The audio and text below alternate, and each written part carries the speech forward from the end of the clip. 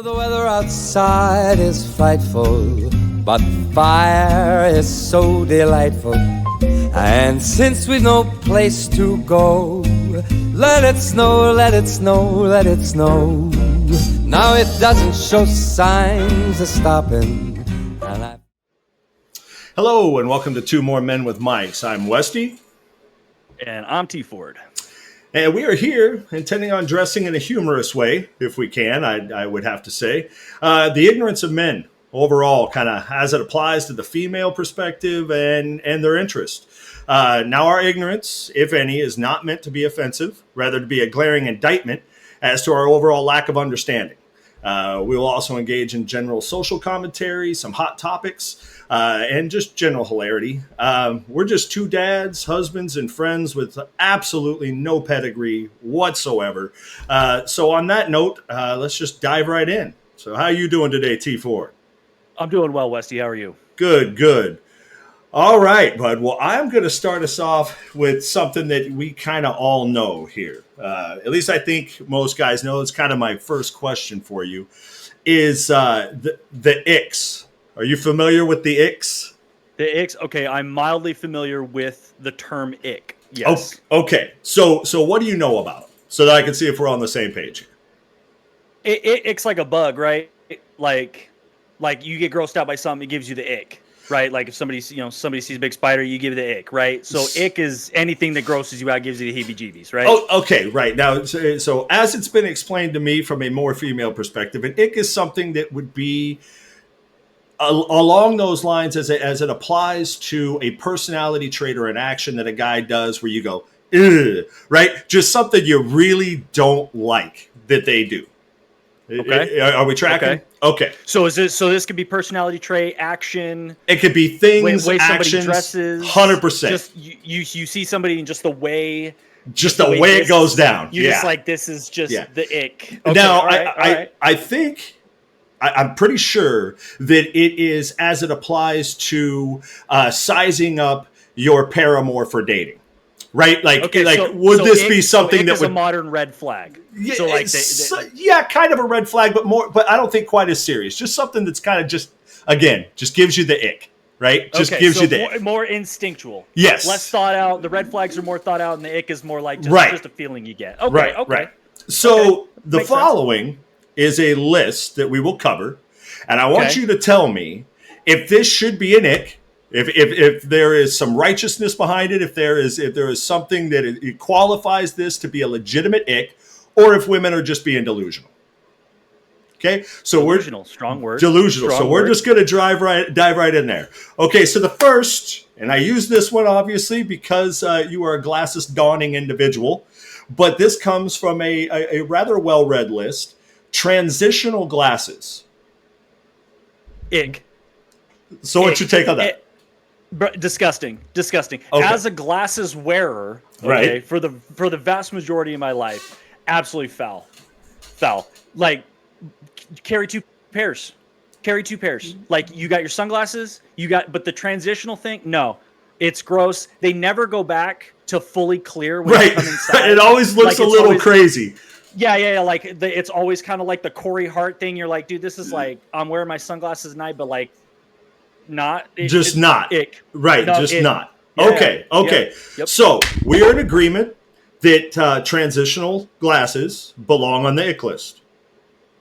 Under the age of 50. Oh, okay. So there is an age. Okay. Yeah. Because over the age of 50, like nobody cares. Like, dude, if I'm a dude and I'm wearing transitional glasses, So 50 is the hard cutoff? Like it's 50. That's the hard cutoff. Hard cutoff. Okay. 50. Yeah. 50. Because you can start enjoying some of those like AARP benefits before 55. Okay. Right? Okay. Like transitional lenses, that's the buffer one you get. But pre-50, no transitional pre-50 lenses. Is disgusting. No. Okay. You know what? I'm on board with that. We'll go with that. Okay. All right. Number two. Velcro wallets.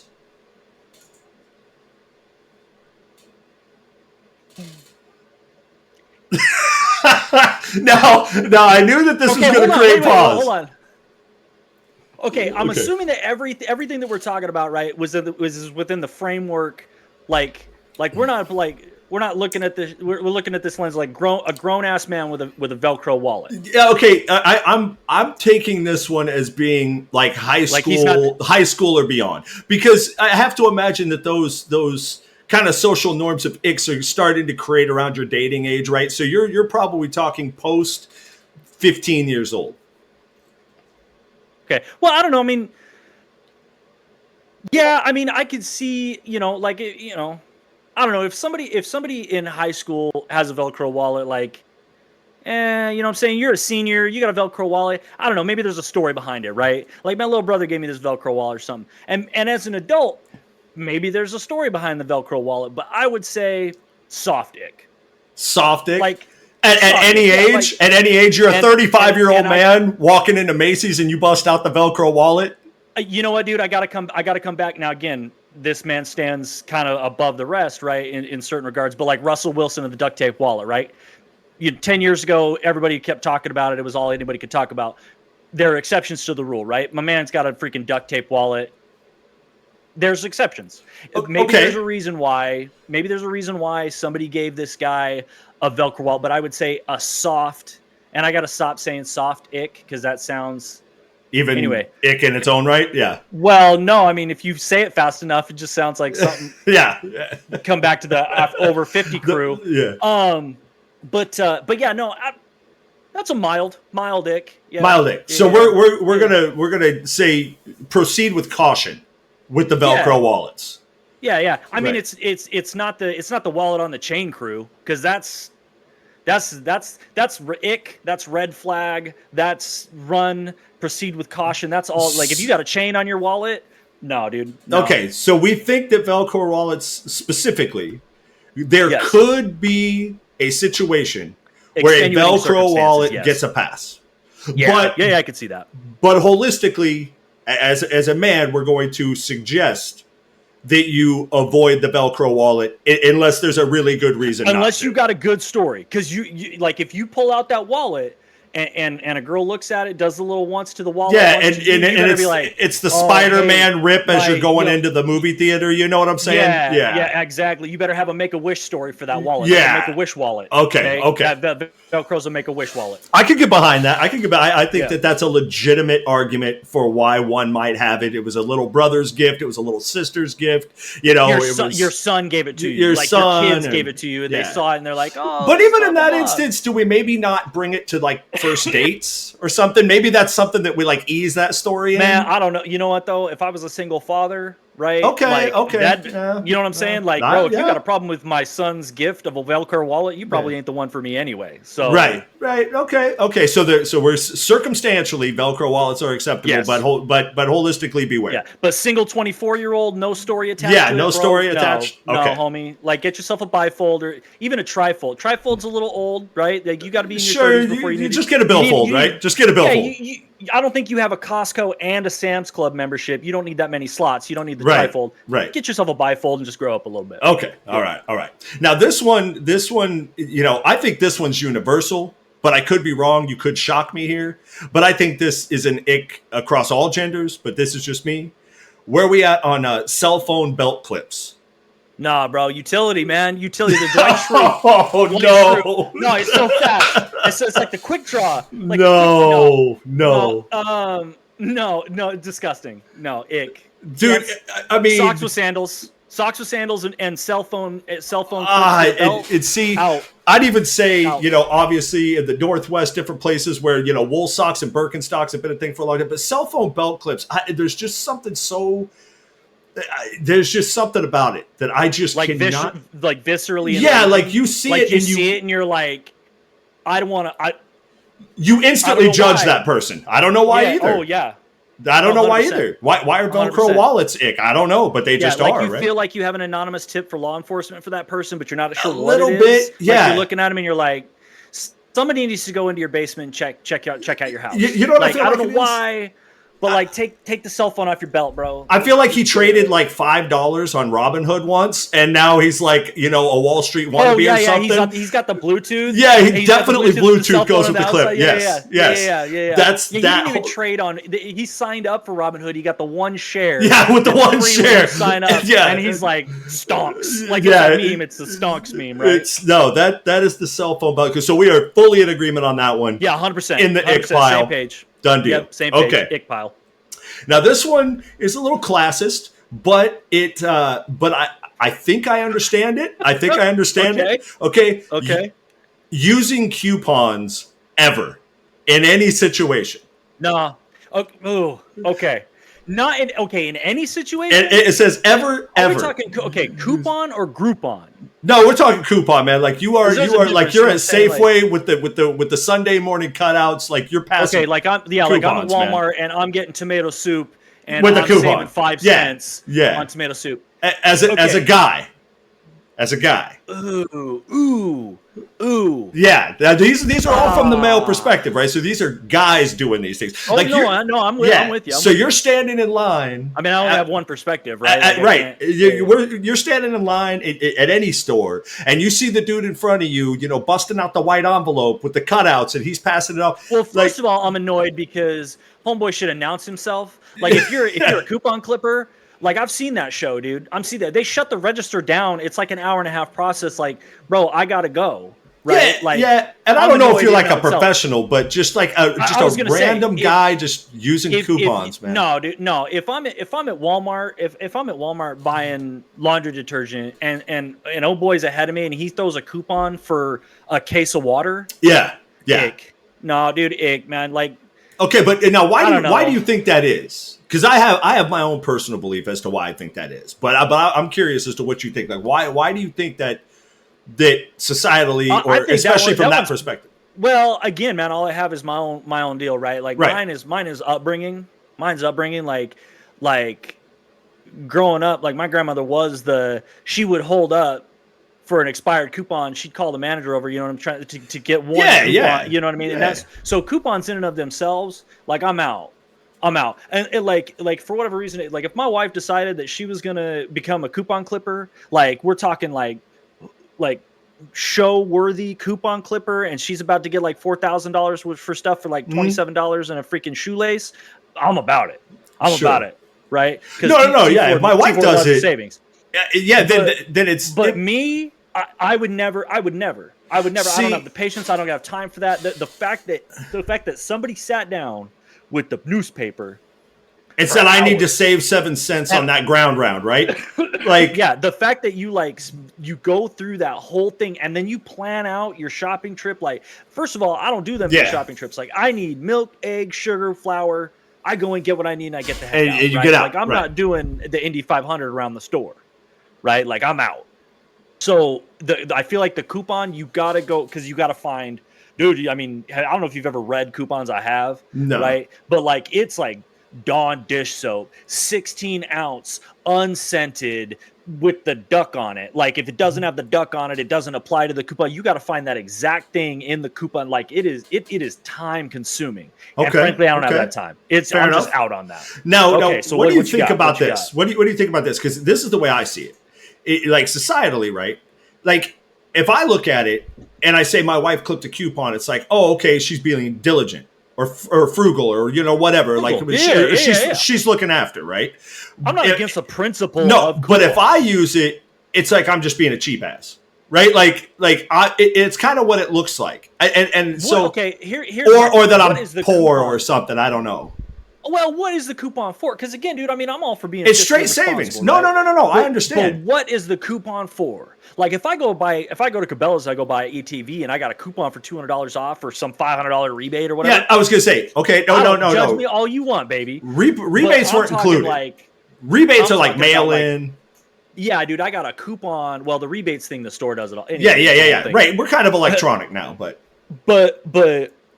like, if I go on a big purchase and use a coupon, no judgment on any man.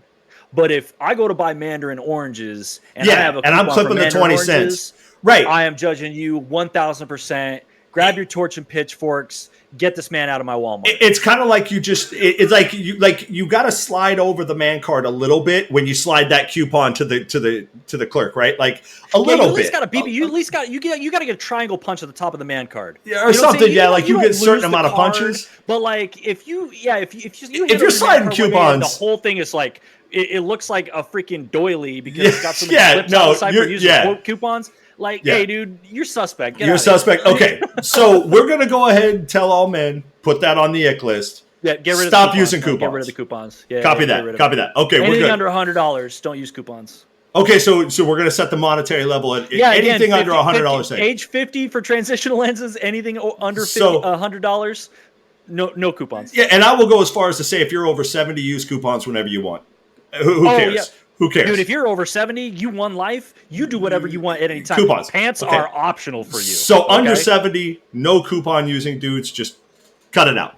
Okay. Yes. This one is actually pretty comical to me because I used to have a friend that did this, and I agree with this 100%, which is why I put it on this list. Plugging your nose when you jump into a pool. How old am I? You are again. I'm gonna go with the dating age of like 15, bro. Like 15. All of mandom. From 15. From 15. Do we just want to call the dating pool 15 to 50? 15 to death. No, I'm sorry. Even death. old men. Even old men on this one. 15 to death. Ick. Right.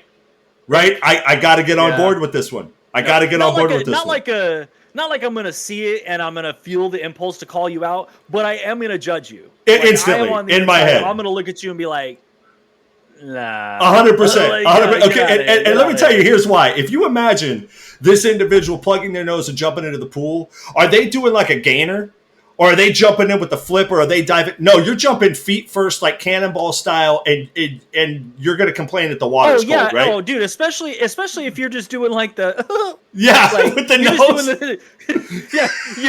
You're doing like the weakest Navy SEAL dive in the world. You don't even have time to cross your feet because you're at the water level. Like, no, dude, absolutely do not plug your nose. Because what is the hand position? How do you even do it? Okay, look, if you're cliff diving, okay, if you're cliff diving on a 50-foot cliff, okay, and like I've been there, right? You're diving off a 50-foot cliff, and which by the way, you know how I feel about heights, terrifying situation for T4 to be in. You got your arms crossed, your hands over your. Yeah, I get it. I'm plugging the nose. But if I'm at the community pool, which is 5 feet deep, right, okay, I am taller than the bottom of the pool, and you're jumping in. Plug my nose, out. Okay. Out. I'm old. Okay. No. So we are in agreement. So transitional glasses, Velcro wallets minus just a one-off situation. Cell phone belt clips has been very rational. The cell phone belt clips, using coupons and plugging your nose. Gentlemen, do not do it. These are icks that we have, like I said, with absolutely no pedigree whatsoever, we have determined that they full well belong on the ick list, and we're going to leave them there because they even give me the ick.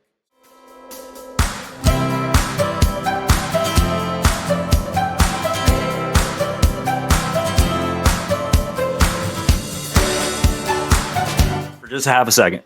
Okay. So, and we are back. Okay. All right. So here's one for you. All right, let's go. Why every man thinks that he could survive in the Hunger Games, okay? And I'm going to open it up a little bit more to zombie apocalypse. 100%. Okay. 100%. Because I feel like you can't talk about the Hunger Games without being able to talk about the zombie apocalypse, right? Absolutely. It's the fantasy every man's got. So 100%. Why is it that every man is ignorant to the fact that they would probably be either first tribute down or zombie chow? Well, okay, so I gotta say that there might be a separation there, maybe. In the Hunger Games situation, you have an opportunity to kind of assess your competitors, right? Like they put you in that situation where you get a chance to kind of assess. So I think just your kind of primal nature of survival of the fittest would tell you where you could go and where you couldn't. So I don't think that most men, would be first out. And I think that would probably just come from that primal urge of like, when you're beaten, general physicality.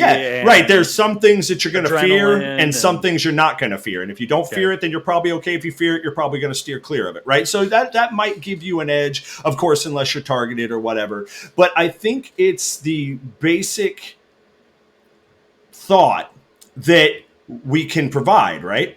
So even with nothing. So we go out and it's like, that's okay. I could find shelter. I could make shelter with my bare hands, right? Like even if deep down every guy knows it's not true, you're never going to get him to admit it, because then he has to admit that the very basic things that we have told society we should be able to do, shelter, and provide, and protect. That basically means you have to admit you can't do those things. Right? That you cannot provide, you cannot shelter, and you cannot protect.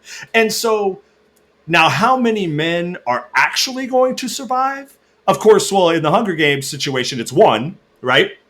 And well, hell, the only reason Peeta survived was because right. The only reason the one guy survived was because of the woman, right? No, absolutely. So yeah, I think that go Suzanne Collins. So I think that we just are not willing. No humility. Not being able to be humble, not being able to look at it pride. And say, it's 100% pride. And we're never going to admit that we can't. And I think that's probably a good thing. I think that's to drive I think it would be scary if you came across somebody that's like, oh yeah, dude, I'm the first one dead. I'd be like, man, I can't hang around you, man. Victim. Yeah, I can't be around. He's like, bro, I'm probably patient zero. No, I'm probably the one that ate the tainted hamburger. I'm the first zombie. No, I think the zombie apocalypse one is a little bit more interesting in that I think that depends on geography. Right? Like if you're already Grizzly Adams, right? You're already Grizzly Adams. You're like, yo, dude, I ain't worried. I'm not worried about anything. I'm already set in kind of this situation. But if you're in the middle of, LA or New York or Miami or Seattle, if you're a programmer on the Microsoft campus,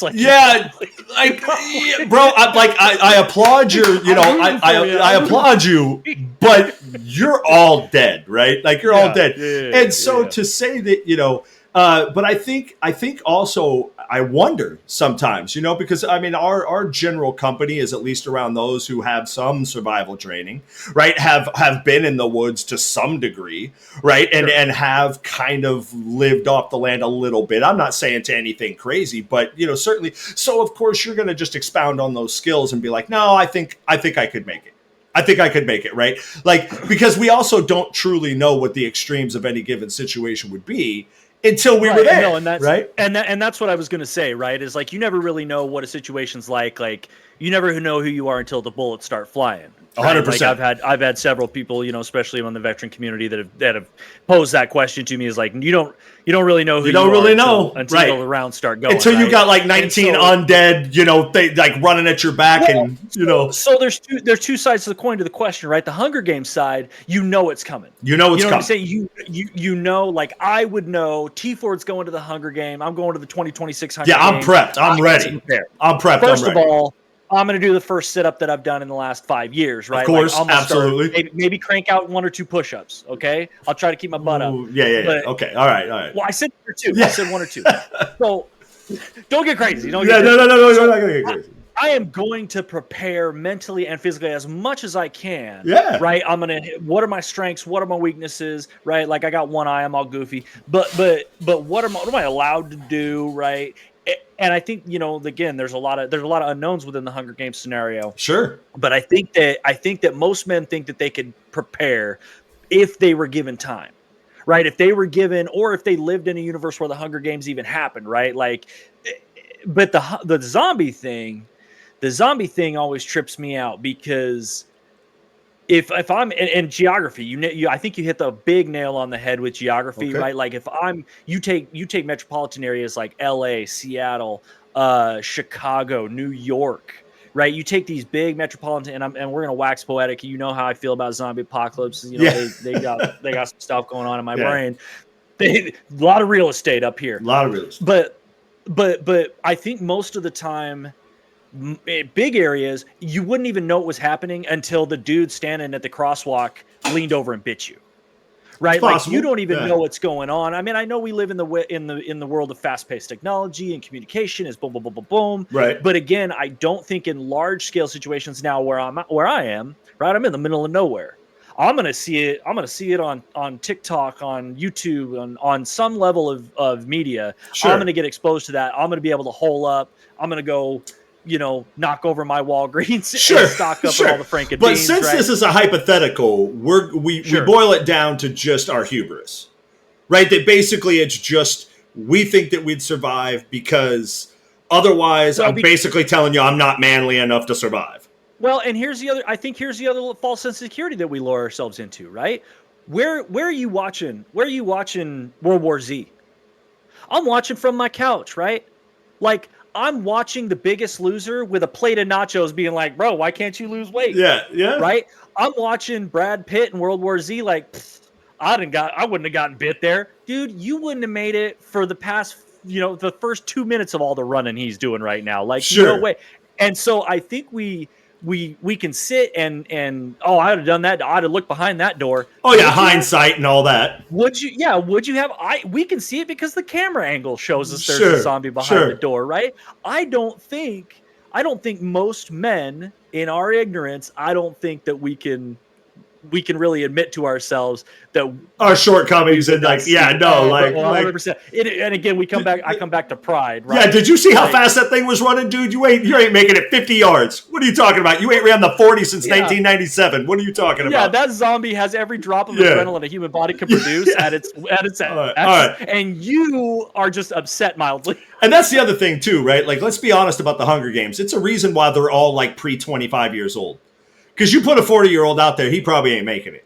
I mean, he might make it if he could create some distance and make a little shot and get established. If I know what's coming, and get established. I've read the Zombie Survival Guide sevel times. It is bookmarked, highlighted. Sure. I got you. But let's be honest, man. If T-Ford is just picked up and dropped into 28 days later. Yeah. Nah, I mean, the realistic expectation for me is like, I might be on screen long enough to get my name in the credits. Yeah. Maybe, but I know that I think that we could all universally agree that I think that at least most of us that we would say at least we're going to go down swinging, right? Sure. But I ain't hiding in the back corner no matter what. No, yeah, okay. I don't think your average guy, at least in conversation, I don't think your average guy is in conversation. I'd turtle up. But is that average though? Is that average? Because I actually, in my experience, man, I actually think there's more dudes out there that would turtle, bro. I really do. That would full on turtle. I think there are two. Yeah, I think there are two. Full on turtle. Again, you look at the population, and again, man, this could get into a much bigger thing. You look at the population of the world, how many men there are. There's 47% or something of the world population. 4 billion or something like that. Yeah. Yeah, some crazy number. Yeah. I think the majority of men on the planet would turtle. Are gonna fold. I agree. Hunger Games, zombie. I don't care what situation you throw them in. I think they're going to turtle and I'll be completely transparent and honest. I put myself square in the camp of I would give 110%. I don't know exactly what the outcome of that would mean, but I would give 110%. I would give everything I did have. Whether that's good enough or not, I don't know. But I know I'm going to give it my all. Okay. I would give it all T-Fort had. Yeah, but I think that's a slice of the pie. Hey, I'm 6'2", man. That's a long way to go from up here to down on the ground turtle. Okay, maybe that's giving a lot. That's what I'm saying. So I think there's the chosen few that would win. There's the rest of us, guys that have too much, pride and lack of humility to say we're just going to beat our head against it and go as far as we can. Yeah, between me, you, and the wall. Yeah, and then there's those that just aren't even. Yeah, they're just not even going to get out of the starting block. Yeah. And so if it's you and me talking, I might turtle, dude. I might be open and tell you, hey man, I might turtle. But I'm talking to some guy in the middle of a freaking sports authority. Yeah. No, man. No, I'm winning that. I'm winning that. I'll have a bunker made of tuna cans in 2 seconds. Yeah, you better not come up against me. I'm taking that down. No. I'll win that and the quarter quell. Yeah, 100%. Every time. Yeah, every time. Okay, let's shift gears here. So, we both stream, and in those streams, we both run into some book talkers. You know, those that For are some reason. that are out there Yep. just, you know, doing the book thing. They love to read. You know, they come across all different kinds of books. Now, in our comings by of these book talkers, I have heard that on occasion there are some rather spicy books in that book talk genre. Some might even call some of them unhinged. Okay, I think that's a popular term now in the book talk realm. So I have a few books here that I'm going to just give you the title of, and I want you to tell me what you think they're about, and then I'm going to tell you what they're actually about, and then just kind of get your take on it, like to understand that these are very popular books, and there's something there, and this is one thing that moment of honesty, and you know that. Yeah, because of the whole streaming thing, because you know I'm reading Fourth Wing. Okay, and so again, if Fourth Wing made the list, it did not. It did not. I'm all the way up to the third one. Okay, I'm reading the fourth. I'm reading the Imperium series, and I did not. These are just ones that struck me as being rather interesting, and because they had some following and they had some reacts that I could take off of it, different things, and I could get some real, you know, synopsis. Just don't get it. I just don't get it. So I'm going to use you to try to explain it to me. Okay. So title of the first book is called The Final Dip. Now, just that's by Kay Bello, by the way. Just give me your first impression. What do you think that's going to be about? The Final Dip. The Final Dip. Okay. So that either has to do with somebody retiring from a swim team. Okay. Or I'm at a party and I see that there's only one Tostino's scoops left, and I got to get over there to get the final dip to get into the seven layer dip. It seems pool related to me. Like in my head, it seemed like all I can picture is like taking a dip at a pool, right? Like we talked about the plug in the nose thing during the next section. Well, let me be the first one to tell you it is not about a pool. Okay. Is it about a 7-layer dip and a Tostino scoop? No, it's not like Swim Fan or something like that. No. Okay, that's kind of what I was thinking. Right, I kind of saw where you were going with that. No. Okay. So The Final Dip by Kay Bello is a woman who, by happenstance, becomes a chicken nugget. Becomes a full-on chicken nugget. Okay, like a sentient chicken nugget. Like the book itself. Like, can she move? Or yes. Just a chicken nugget on a plate. Oh, no. She can move. It is a spicy, sentient chicken nugget romance between a nugget and her dipping sauces. Sauces, plural. Sauces, plural. Okay. And the plurality. I'm not trying to slut shame the chicken nugget. No. But the plurality of the sauces is actually important, believe it or not. So we have, as I said, we have a spicy, sentient chicken nugget romance. This is the book at its very essence. Okay? So the book describes the sexual differences and experiences that this spicy chicken nugget has between sriracha and ranch and Diablo sauce and, et cetera, and all the different sauces. Evident. I can see being vastly different, dude. I mean, again, ranch is cool. It's collected. It's flavorful without being overbearing. Okay. Diablo sauce. Listen, man, Diablo sauce, you're in for a wild ride. Okay. On the front and the back end. Okay, so how are we? My first question is, how are we here? How are we here? Of all the sentient objects, as a society, or as two more men with mics? No. Like, brother, this is a published. Like we've run out of things to write about. That's what I'm saying, right? Like this is a published book that is being purchased and read on a grand scale. We ran out of sentient objects to turn into. That what is left is a chicken nugget. Now, and again, I'm just. What's interesting to me is not even that it was written, okay? Because I've read some Kurt Vonnegut that would just make you wonder where this guy was even born. But that you read the back of the novel, okay? And it's talking about this chicken nugget and its sauces, and you think, yeah, I'm going to buy that. I'm gonna buy that and I'm gonna read that. It's now maybe if I go into more detail, okay, here like I will. The book describes, as I said, the sexual differences. Spoilers, right? There's going to be. I might read this. Okay, well, I'm pulling up the comedy in it to me. She is a self-described sauce master and flavor slut. I'm not making this up. Sauce master and the flavor slut. Okay, got it. The favorite, that's her title. The flavor slut. It is a line from the. Wait, from the book. Is this Chicken Nugget Lady or is this the author? No. This is Chicken Nugget Lady. This is Chicken Nugget Lady. Okay, yeah, I just want to make sure. I'm like, bro, like, if you write the sentient chicken nugget smut book, like you can have whatever title you want. Like, yeah, 100%, right? I'm making sure I understand the framework. It's just this is cracking me up, right? So it's by happenstance that she becomes this chicken nugget from what I can extrapolate, from what I can pull out of it. She ends up human again, okay, at some point. And she sleeps with everything she can find. Men, women, whatever. She sleeps with nothing compares. But she can never find the pleasure that she had with her sauces, and she wants to change her name to Nuggy and become a nugget again. Yeah. It's a thing. Okay. So give me the rundown. Okay. So thing one, I'm irritated because this is ridiculous. Okay.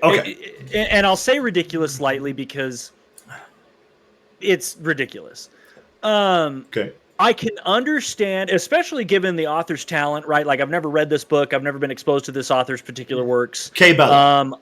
Right, Kate Bello. Does she have other food-based literature that she's put out? I don't know, if I'm being honest. Okay. I don't know. Okay, well, I just didn't know if it was like, Midsummer's Evening. I'm a corn right. Or something, right? Like, I don't know if this is her shtick. She's already been through corn cob. She's been through hot dogs. She's been through all the obvious ones, zucchini, and like now we're on chicken nugget. Like I'm a Rockefeller oyster. And I needed the 28th, version of this. We're at chicken nugget. I don't know. Right. So, and again, because the imagery, see, and how well does this author convey the relationship between this nugget woman and her sauces? Okay. See, now what's the dynamic? Doesn't she's the sauce or the flavors? Right. If she was the sauce, and it was her relationships with chicken nuggets. No, 100%. No. The men or other of the partners. Right. The other sentient I'm not gonna gender sauces. Right. We're just assuming. Yeah. I hate to assume. I'm not going to assume. So the other sauces, right, that have somehow been engaged with this chicken nugget. I think that's sexually. I think that is an naturally, right? I think it fits. Really? So you read this synopsis and you understand why it's being picked up and read. Oh, 100%. No, 100%. I can see.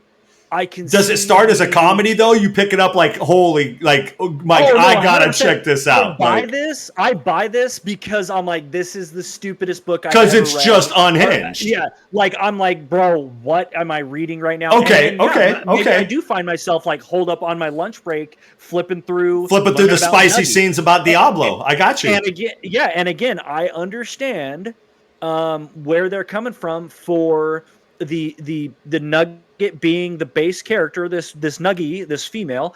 I think her partners, maybe it's about her exploration in finding out what sauce she likes. No, I think that's kind of the play. This is a journey of sexuality, right? Yeah. And that's what it has to be, right? So here's my take. It's the only thing that would make sense. If I got to the end of the book and it was really just about like anthropomorphized sauce, dude, in the fire, straight to jail. Okay. Straight to jail. Kate Bello, straight to jail. Because so when I'm trying to figure out what the allure is.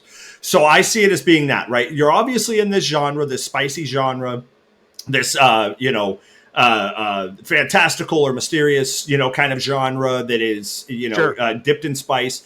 And you read this. At first, it has to be a comical reaction, right? It has to be. There's just no way around it. I don't think you pick this up and go, oh, wow, what a, what a very serious take on, what could be, you know what I mean? Like, I think it has to be comical. So I was kind of tracking that edge, and I was wondering if that's what your thoughts on it were. Like, okay, this is because it's like, what kind of unhinged something am I about to get into? Perhaps it's good. I don't know, but it just seems so funny. I feel like maybe the in this particular instance, I feel like it's kind of modern art, right? Where like you have this artist that comes out and just says, dude, what can I sell? Right? Like, what can I get away with to put out there and have it take off, right? It's the Arby's commercial where it's I don't know if you've seen it, but it's the boot on the wall.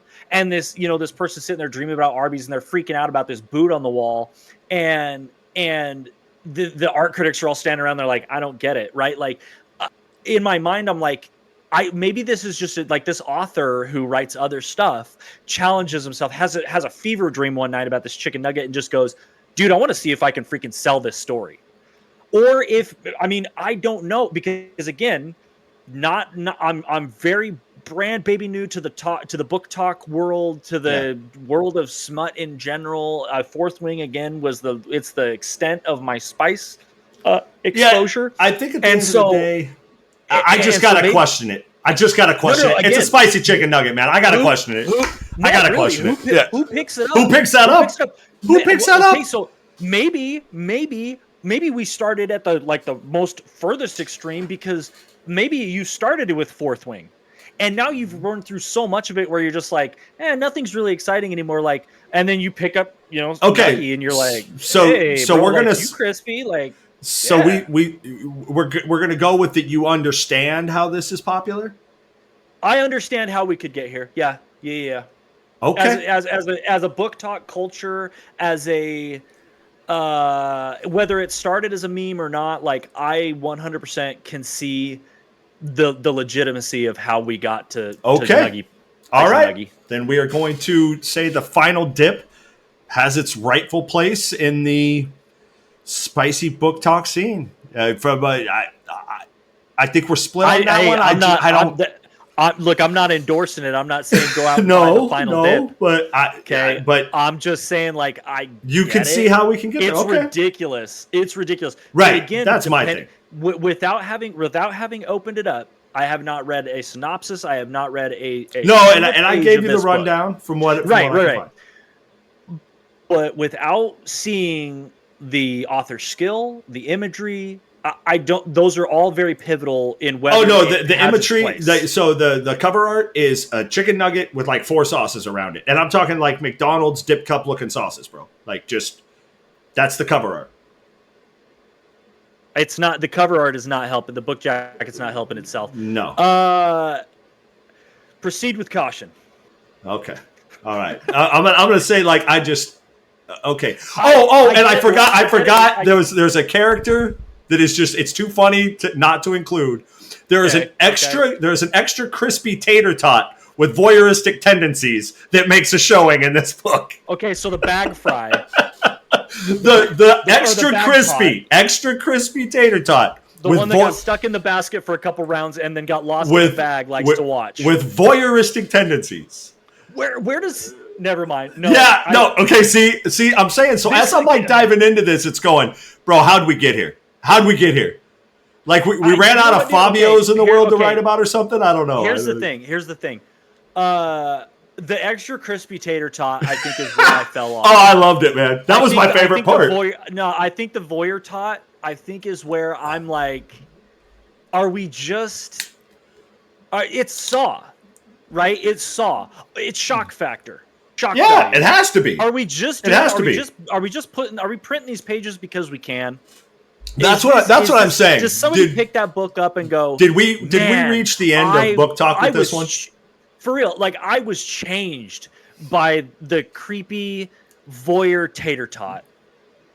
No. Yeah. No. Okay. I don't think that anybody will pick up that book and alter their perception of reality based on the slutty McNugget. Okay. Well, it's a Yeah. very popular. So book. I remove my endorsement. You revoke I'm it back after on the extra crispy tater tot with the voyeuristic tater tot tendencies. thing. No, if it was just about the nugget and her exploration through the sauce world, okay, I kind of get it. It's strange, but now there's an ancillary character. That's, There is. There is.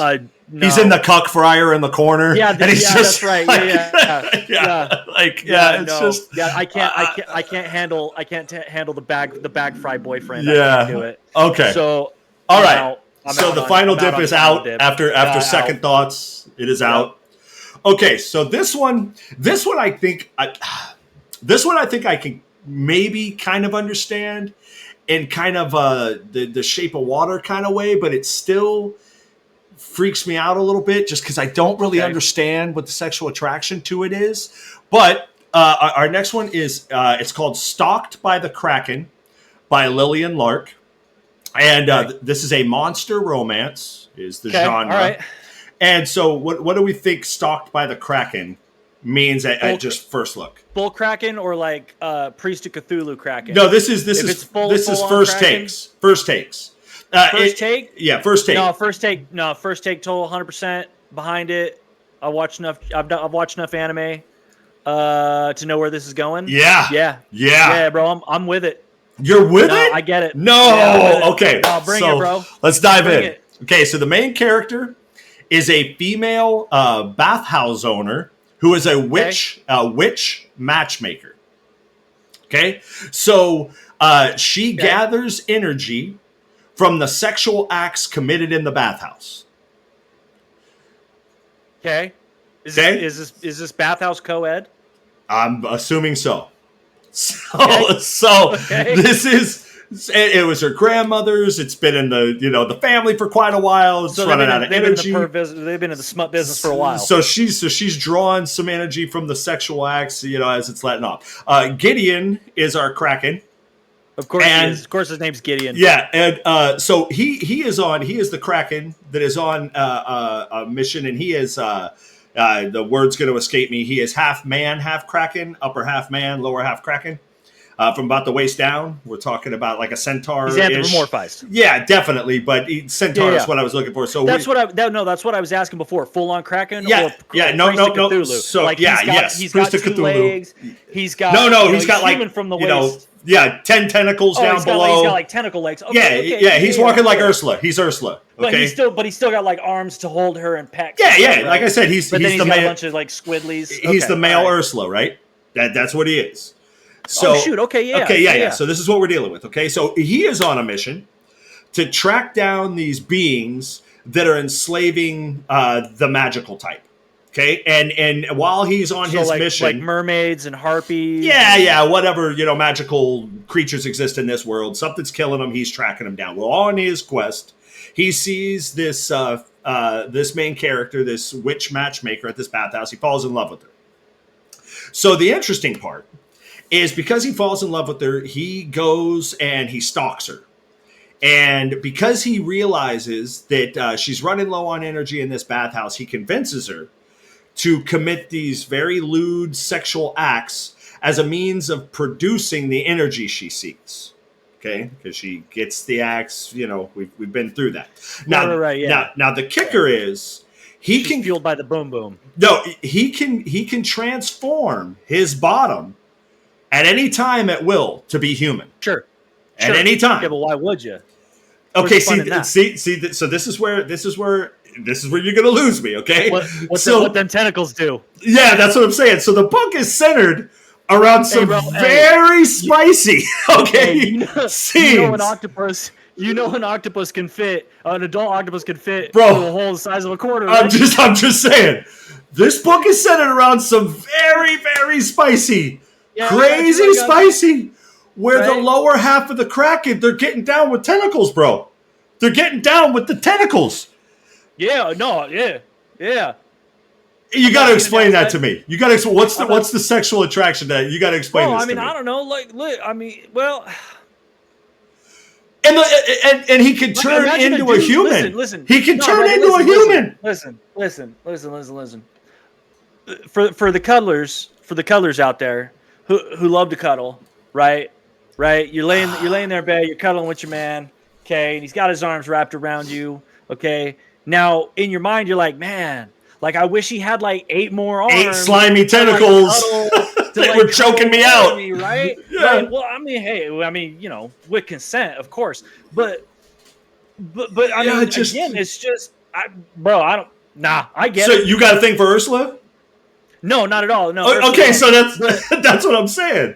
But if Ariel, you know, after she got into her, you know, late 20s, and turned into a human, had a bunch of tentacles, and like I'm a guy. I'll try anything once. Right? No, dude, no.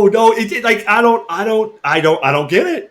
I don't get it. So it like I just okay. I understand you met this magical creature, right? You met this magical creature. He's half human. He's half Kraken. He's out there saving the world. And you know, like Prince Charming or something, a homeboy could turn into just a full male. You fall in love. You go on. But I don't know. Does he smell like fish? I mean, I imagine so. I'm sure they don't say that, but how could you not? But again, no, I'm saying these are important questions, right? These are qualifying questions. Like the imagery in the book, like you know. My question is, like, they made it a point to say that he could change into a human and decides not to, and she's with it? She's with it? Come on, man. Well, I mean, yeah, dude, if you want to go through town, right? Like, I ain't trying to attract a mob and be like, your girlfriend's a monster, right? Like, you know, but then, you know, we get home or whatever. And, you know, but this evokes, like, imagery. Okay, this evokes some imagery that you want when you're reading these books? No, not at all. Not at all. But if I was so help me understand. Again, I guess maybe I don't understand from me personally, right? Like I don't think I would pick up that, read the jacket on that, and be like, I'm reading this book. Right. Like that's my I gotta point. take this book home with me. But I understand how some people. Now I get the monster romance thing. I understand that. Yeah. I do. I mean, I think I do. Right? Like this is a genre, and you like vampire-esque, werewolf-esque, right? Monster romance. Yeah, it's the next stage from Twilight, right? We stepped up from Twilight. I get it. Right? Because you got this very powerful kind of like you said, anthropomorphized kind of being. I get that. Even if they're not anthropomorphized. But let's just be honest, right? When they're vampires, they still got human anatomy. The werewolves turn back into the humans before the sexual part happens. You know what I'm saying? Like, where did we say, nah, we're going to hold that, and the werewolf's going to stay a dog, and the Kraken's going to stay an octopus, and we're going to get down that way? I'm like, that's where you kind of start missing me. You start missing me there. Again, like, me? Sure. Yeah, I'm not here to yuck you young. No, I'm not either. I'm not here. I'm not either. Shame. I'm trying to understand. I'm using you to give me a perspective that maybe I don't have. We kind of, you know, that's why we bounce these ideas off of each other. Maybe we're trying to figure some stuff out. I can't. I don't get it. I think maybe. Well, and again, I don't know the Kraken thing. I keep wanting to say Cthulhu. The Kraken thing, that one. Because I imagine it has to be about the way that it's written, right? It's got to be the romanticized comes down to imagery. Comes down to the dynamic of the relationship. Right, but that's what I mean. Doesn't it screw up the imagery? Okay. When they're like, and then his tentacle did this? Like, doesn't that kind of kill it a little bit? Like, doesn't that kind of kill, like, the whole vibe of what you're reading when you're into it? Or is tentacle phallic enough that they just draw a conclusion? Like, how does... Yeah, I mean... Is that where it's at? Like I said, I've watched enough anime to know where this is going. Oh, yeah, we all know where it's going. I'm just saying, how does it not interrupt the...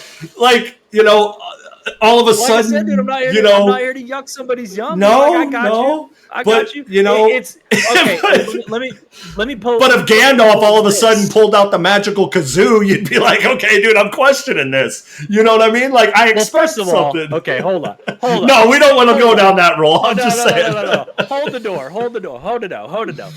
How are you going to come at me and throw Tolkien? Because that's what I'm trying to do. Into the book talk world. Because that's what I'm trying to do. right? I'm trying to say if you're in it for that experience, I know. So if you do it for that experience, we're reading here. No, but that's what I'm saying. I don't think you pick up Kraken Daddy because you're like, I want to be. No. We do because we agreed that it's like stimulating. No. We do because we agreed that like Twilight is a monster romance. So if you're in that, paranormal romance. Okay, yeah, like I said, monster romance, paranormal romance, whatever you want to call it, but you're in that genre, right? You're touching on the arena.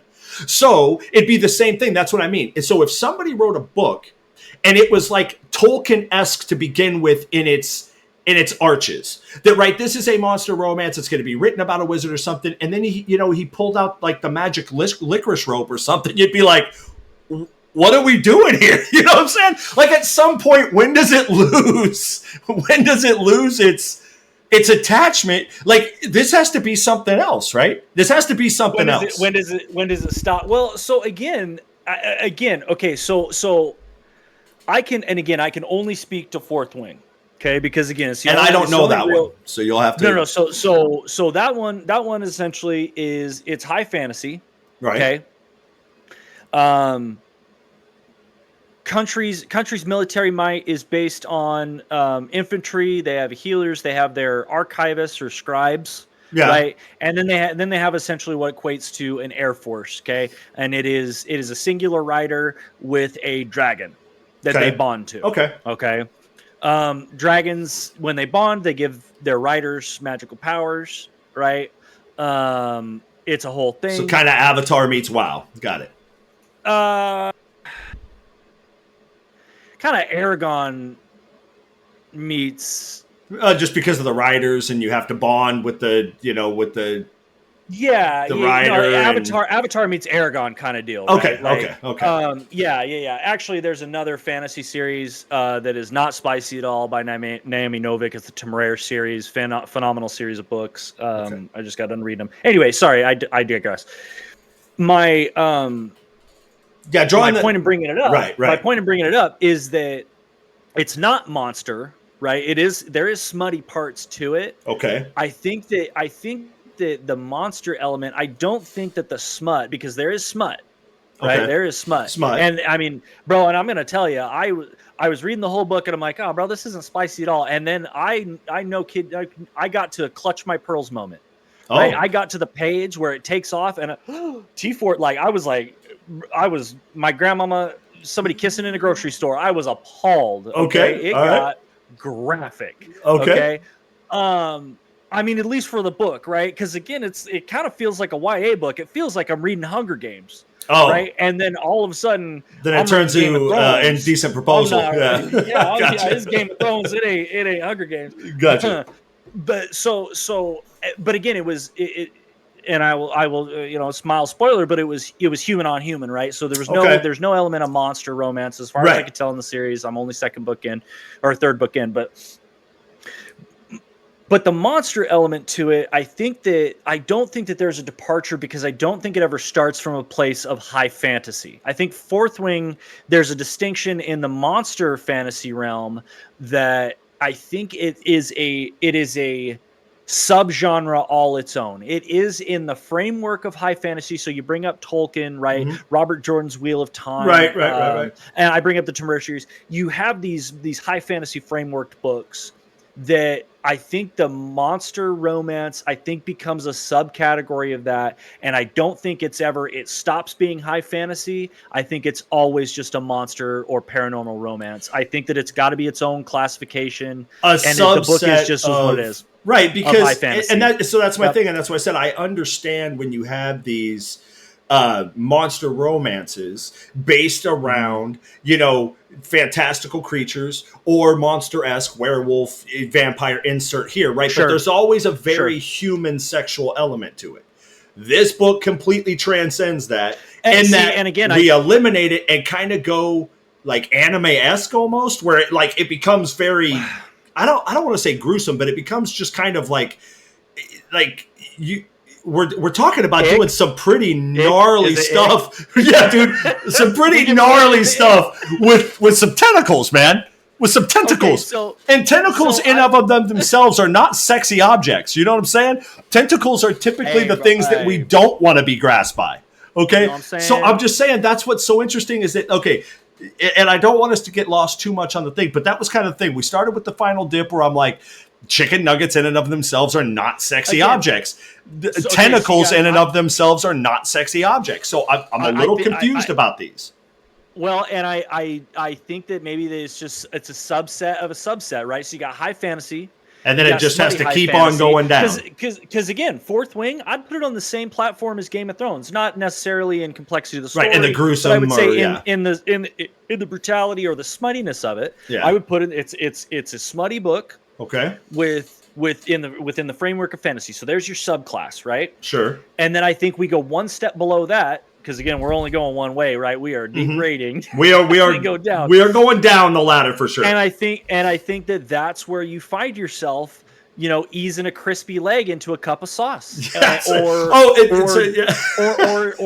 or hanging your butt cheeks over the end of the pier because you're about to get slapped by eight octopus legs. A big octopus leg's about to do some things to you. I think maybe that's just the next a subset step down. Okay.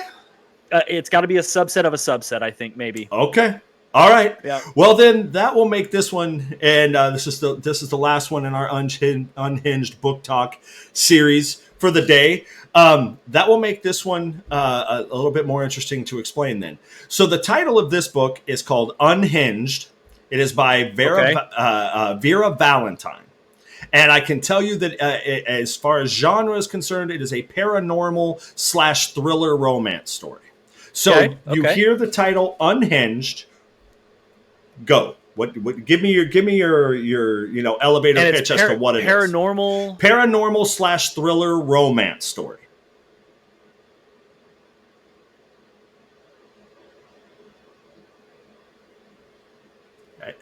Ghost gangbang. Okay, right, sure. So it's called Unhinged. Unhinged. Got to be something. It's got to be something like Next Level. Yeah. Now remember, we're going down. We're going down far down the ladder. So this is like are we farther down the ladder than Chicken Nuggies? I think. I don't know, man. I don't know. We're on par with Chicken Nuggies at the very least. If we have not exceeded Chicken Nuggies on this one. Yeah. Okay. But at the very least, we're on par. Okay, so let me give you the elevator pitch here. So there is a door, and I'm talking like the door to your room that you're looking at, like a door with a doorknob. That's it. There's a door that was turned sentient because he is Zeus's son. Now, how is he Zeus's son, you ask? Because one day Zeus got it on with the tree that the door is made of. Okay, so Zeus saw a sappy hole in a tree and took it down and was like, "I gotta have some." Look. Nope. I've seen some suggestive looking trees. Okay. Okay. Yeah, I have not. They get the but Zeus has things that like so Zeus is like I gotta have me some. Maple. So he went and got him some maple. They cut the tree down and they turned it into a door. And now ergo he is Zeus's son. So the door is a demigod. The door is by birthright, if we can use that, is Zeus's son, who now guards by proxy, just because he was placed there. He now guards apartment 69. And he a little on the nose. But, a little on the nose. So he guards apartment 69. Okay.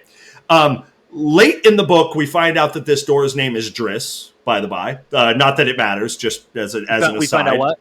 That his name is Driss. Driss the door? Driss the door. Driss the door to apartment 69? Okay. Drys, Driss the door of apartment 69. So Zeus visits his son and tells him that in order to become a man again, he has to get a woman to sleep with him in the shape of a door. In door form. And Okay. the woman What has to. constitutes sleeping with the door? Okay, well, we're going to get to that, but Okay. has to get a woman to fall in love with him and sleep with him. We got spoilers. coming up? Mild spoilers as we get to the end. Yes, just Okay, all right. Mild FYI. spoilers. Be alerted. Be alerted. Fast forward. So here. Zeus tells him, and so the door, of course, is like, well, how am I going to do this? And he says, well, I will give you the power to communicate with whoever you want in their dreams. You can communicate with them, but you have to still be the door. You do not get to change forms. You are a door with a knob and hinges and the whole bit, with the number 69 written on your forehead. How big's the knob? You know what? I think that one's open for interpretation. But so Is it a lever handle? No, it's a knob for cover art. Again, I have only cover art to go off of, but it is a knob. Okay. So through the power that Zeus has now granted his sentient door son that he created from sleeping with a maple, he is now. Oh, we confirmed it's maple. No, I don't know if it's a maple, but he is now. I feel like species, some of them are very, very prone to splintering. And I don't know if I'd want to. It was likely I want to hook up with a pine door. I can tell you what it wasn't. It wasn't a rubber tree. Okay, I can tell you that right now. Okay. So anyway, so he's. Anyway, so he sleeps, or so he gives him this power, okay? And the door has been witness to the landlord, and the landlord is a very bad person. He is a sexual predator and a murderer, and he knows that he is these things because he witnessed what he did to the previous tenant. Before this woman who lives in apartment 69 now, who the door is in love with. Okay. So he goes to this woman during her dreams and is trying to warn her as a door, which of course she thinks she's off her rocker because she's having dreams about this door talking to her about her landlord being a sexual predator and a murderer. And somewhere in the story, the door is telling her in her dreams, if you sleep with me, if you have sexual intercourse with your front door, I will become a man and protect you. Does the side of the door matter? Can it be the interior of the apartment? No, it's the exterior door. It's the door that guards the apartment because that's the idea. So, somewhere in the telling of these stories that your landlord is out to get you, I am the only way that you can be saved. You must sleep with me. It must happen, and I will transform Beauty and the Beast style and become the man you've always wanted. And somewhere that seems very self-serving from Mr. Door. I don't know that I'm believing that. Does he actually love her? I'm just saying. Or does he love is he more in love with the idea? Remember, the door has not spoken to her in the real world. These are only in dreams. Sure. Well, but somehow I feel like the door's gonna be a very selfish lover. I mean, it's a one-way thing, she right? Is gonna have to. All the work. There's no way. So somehow. In his tellings, in her dreams that she makes herself believe, she runs into a drunken night where she decides that she's going to do the deed with the door. Why not? And I don't know how spicy you can possibly write that scenario since it's a one-way conversation and a one-way act. But I think we can all kind of imagine how it goes down. There's not a whole lot of options there. But it goes down, and then, she wakes up the next morning, door is gone, and here stands the man that she always wanted to be. This is a door. She sends Driss, the former door. Driss, the former door, the boyfriend formerly known as front Demigod. Door. Yeah. So she had sex with the door because her dream told her to. Again, protector attraction to a protector. But again, this is a sentient object. Archetypes. This is a sentient object. Look at your door and tell me your level of attraction right now. Just glimpse at it, and no matter what was. I don't know, dude. She says she was drunk. I'm just saying, like after a couple Jaeger bombs, like I don't know, my door might have me acting up. Dude, okay, but you see what I'm saying? No, dude, but no. You're but a door. Girl, A door? Yeah, exactly. My carpet? I mean, I don't know. That carpet. Satch over here. I don't know, but I can tell you, that pillow on that couch over there, who knows? But a door? A door? No, again, well, and okay. Again, and I come back to the archetype. I get that. The framework. The door. So she's having this problem with her landlord, who's a creep. Okay. No, yeah, but she doesn't know that she's a creep. At first, she doesn't believe it because she doesn't know it. Only the door knows it. Only the door has seen it. Okay. That but I guess what's the again? I harken back to the two questions I have for you. One, you're a book writer, okay? Right.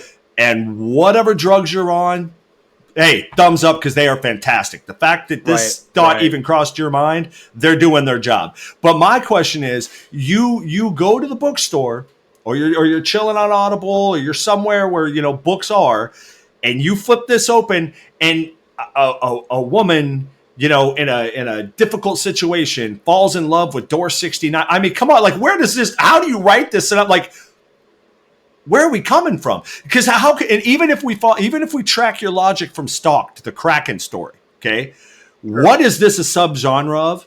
What is this a subset of? Even if we go down to the bottom of subsets, no, dude, freaky furniture. Okay, that's not a thing. That's not a thing. Yeah, bro. No, it's a sentient cuck chair. He tells the stories of all the. Yeah, but you don't. You got a thing for the cuck in the chair, not the chair itself. Like, come on, man. It's the chair. It's the chair, man. It's the chair. So give me your take. How is this one a thing? How is this a thing? So I can understand the attraction to the scenario. Okay, again, we come back to the protector instinct.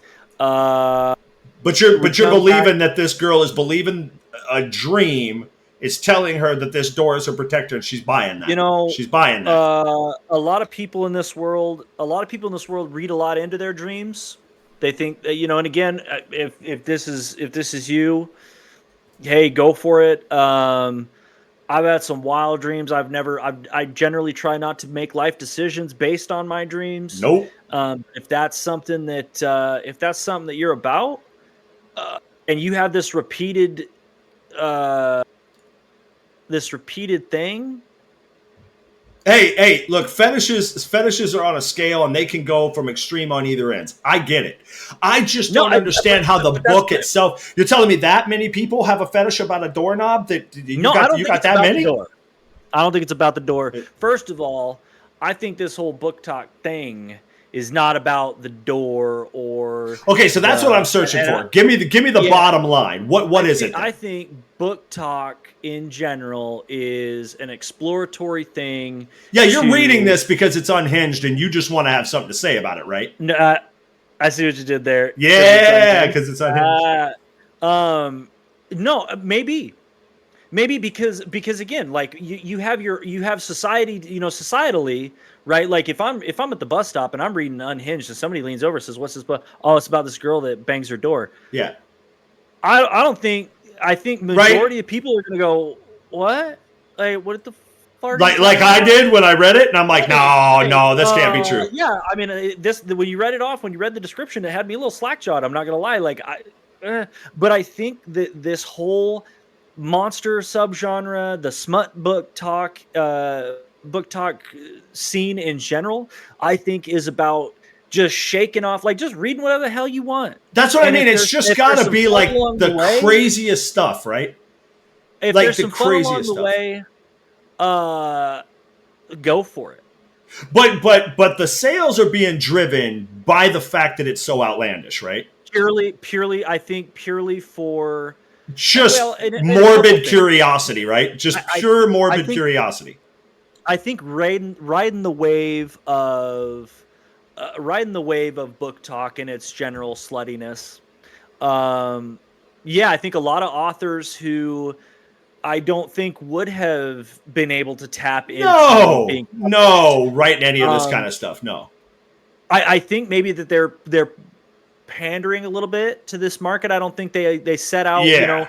They graduate college with a literature degree and they're like, I'm gonna write door porn. That's what I'm saying, man. I'm gonna write chicken nugget, octopus, and door porn, and you're like, bro, there's no. Yeah, like I don't think these authors are wandering through the pocket door section of Lowe's, sensually rubbing the grain of the wood. I don't think that's what's happening here. I think that I've got this crazy idea. And it's just a story, just to read a story. It's just this, and again, I think a lot of it stems from dreams, or a lot of it stems from stuff that just comes out in people's head, and they're just like, dude, I'm going to write this. And if it works, it works. And I think these publishers are grabbing it and running with it. Now, again, I think the cool thing about this movement is I do think that it does open up the no question floodgates. No question. Of here's this ridiculous book. Yes. Yes. By the way, I've got 3 other books that aren't about trying to fit a doorknob somewhere it doesn't belong. Is this like a loss leader for authors? Yeah. Yeah. I think it's just a hard, blow the doors off of what people expect from an author, and let's read a cool story that you've never thought of reading before. Get your sauces, get your chicken nuggets, get your nuggies, get your Kraken, and get your doorknob. I have a series about a dystopian future where, this main character is empowered because of such and such, and there's not a sauce cup to be seen. But again, this is the breakout. These authors are using this as a step up to just launch themselves into the world. And like I said, I don't know what the rest of their, discography, if you would, or bookography is. Dude, but and maybe Chicken Nugget Girl is online with Hemingway, bro. Maybe this is For Whom the Bell Tolls. Who knows? And it's about sauce. Yeah, dude. Okay, all right. Well, I don't know that it's the answer, but it's the answer we have. The answer we have. All right. It's best we got. So let's take a break for 2 seconds, and then we're going to queue up your next one, and we'll go from there. Okay.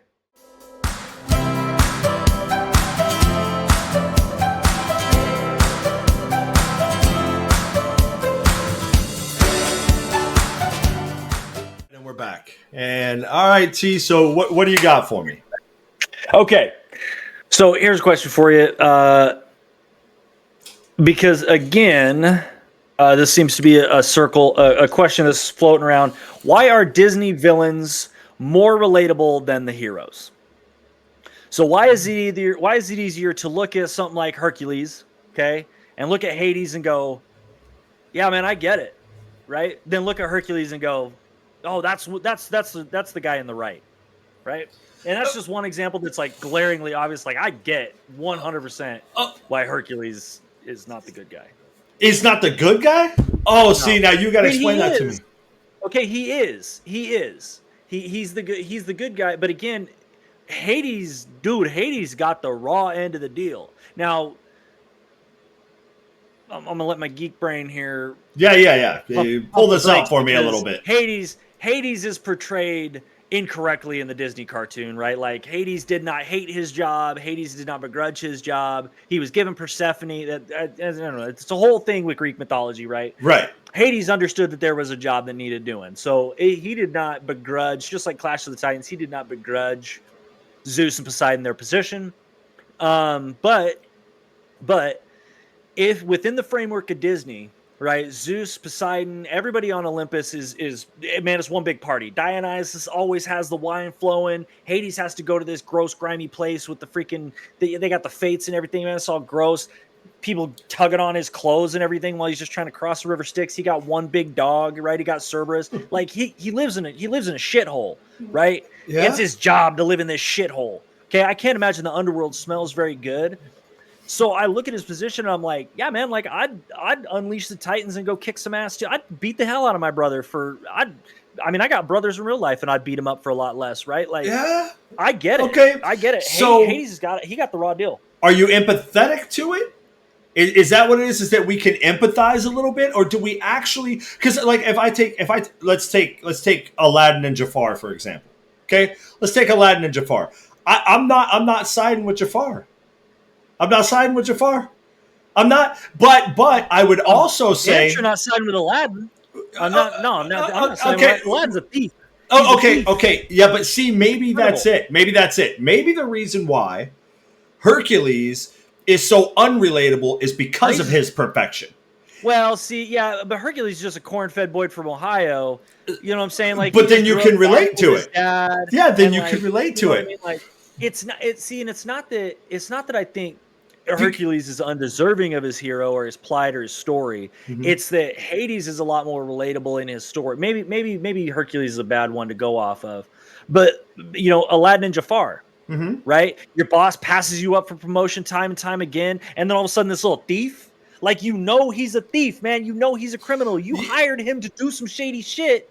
And, like, here he is all of a sudden come walking through the gates, Prince Ali. Yeah, right, dude. Get out of here. Give me my magic lamp. Fuck out of here. You wouldn't have known where the Cave of Wonders is. Get out of here. Well, okay. Let me take another example. Let me see. What if okay, Ursula and Ariel. We were talking about them earlier, since we're going to stick with the tentacle. Don't get me started on Ursula. Hey, yeah, that's cracking mommy, right? If the dude from the book is cracking daddy, cracking mommy. First of all, Ariel's an idiot. Okay, two things. She's 16 years old. She signs a contract. Ursula has no legal standing. Mm-hmm. Okay. You need parental consent. King Triton did not give parental consent for that contract. It's null and void. We learned that in Liar Liar. Okay, Jim Carrey was very clear on that. All right. Second of all, Ariel can write. But she signs her name. Yeah, she signs her name. So everything that Ursula has to give up. Hey, give me your voice. You got 3 days. Yeah, go make homeboy. He just got to smooch you, right? Like, if it was in today's day and age, dude, Prince Eric would have swiped right. They'd do way more than a kiss. It'd be over. Ursula would win. Ursula lost that game, right? But again, so Ariel can write, okay? So why, when she washed up on the beach, didn't she just write Prince Eric a note and be like, "Hey, I'm the mermaid this time. Just give me a smooch and I can talk again"? No, I agree. Plot holes throughout, no question. Right? Plot holes throughout. Ursula, because originally Ursula was part of Atlantis' court. She got banished by King Triton. She's King Triton's like. Yeah, but wasn't she trying to take his power or whatever? It's always a power-hungry struggle with the villains, right? Yeah, but again, dude, look where she lives. She lives in a half broken out. But because you tried to take power, you tried to take the ultimate power. Look, I wasn't there. I wasn't part of the King Triton's kind of a dick, bro. He kind of a dick. Like, telling his daughter, like, you can't have a collection of spoons, nothing from the human world. Get out of here, bro. If I want to have a spork, I can have a spork. Okay. Yeah, I mean, bro, I got 20 dingle hoppers, bro. It's not. Where's the heart in that? So I mean, I could kind of follow that if you go down like the Maleficent, trail. Like, you could kind of see that playing out. But what about like Snow White? Like, she gives like a 13-year-old girl an apple, man. Yeah, oh yeah, bro. No, for sure. Why is she? First of all, why you taking advice from a mirror? Right, this is the door thing all over again. Why are you talking to a sentient mirror? Like, who's the fairest one of all? Who cares, bro? She's 13. Yeah, she's 13. She lives with she's sus enough as it is. Okay, she's 13. She's living with a bunch of short guys in the woods. I don't get it. Not to mention the prince like rolls up on her and kisses her while she's sleeping. Where's the consent in that? I don't know. The whole Snow White thing is creepy. It's a little creepy. But the villain, especially like you want to talk about like Once Upon a Time, right? Regina got it going on, okay? Like, I don't know why she tripping because Snow White's pretty in her. Nah, bro, no. Okay. Let's see here. She's just insecure. She's just insecure about her stepdaughter. Okay, but Snow White didn't do anything wrong, so we can see the innocence in that. The Queen's aging. No, I mean the Queen. The innocence in that. Obviously, I mean, look at the economic situation. I think we can at least side with Aladdin. Maybe we're not saying he was perfect, but Hercules, you could do the same thing. What if you look go at Cinderella? Cinderella's the only villain that I can't get behind. That stepmom, like, making her do the labor stuff. The sisters are all rude. It's the only one where I'm like, nah. Like Sleeping Beauty. Yeah. Nah, man. Maleficent got the raw deal. Yeah. She got the raw deal. She got wrong. That king was a dick. Okay, now there is one that I could get behind, and that's Pocahontas, right? Oh, because John Smith? Wait, who's the true villain? Everybody white in that movie is the villain. So I don't know if I go that far, but they all just a bunch of colonizers. Yeah, it's just but it is definitely that. We're just gonna put that one over in that box, and we ain't gonna go with that one. But I mean, I guess I could see it there because you could see how John Smith was maybe predatory. So, but that doesn't make you side with the villain. It makes you side with the heroine, certainly, but not with the villain. So I think yeah, that's my no, I question: mean, is are Pocahontas- we missing who is the hero in these questions? Because is the hero actually Pocahontas? Is the hero actually Cinderella? Is the hero actually Snow White? Is the hero actually Persephone? Like who's the heroes? Because then I mean it makes you question: are you only talking about the male figures? Only the male figures in the well, I mean, movies? these Disney movies. I mean, you look at the Disney movie, like, right? Like, not every Disney movie has a Is Aladdin villain, the right? hero? Is Aladdin the hero or is it Jasmine? I don't think Aladdin is the hero. Okay, so if Jasmine's the hero, then I think in the live action, Jasmine is the hero. I think in the cartoon, Abu and Genie are the heroes, and Carpet. I think Carpet's the hero. No, I think they're the comic relief that's completely necessary. And let's just be dude, honest, Carpet Robin saves him, like, Williams. 4 Robin times. Williams is the hero.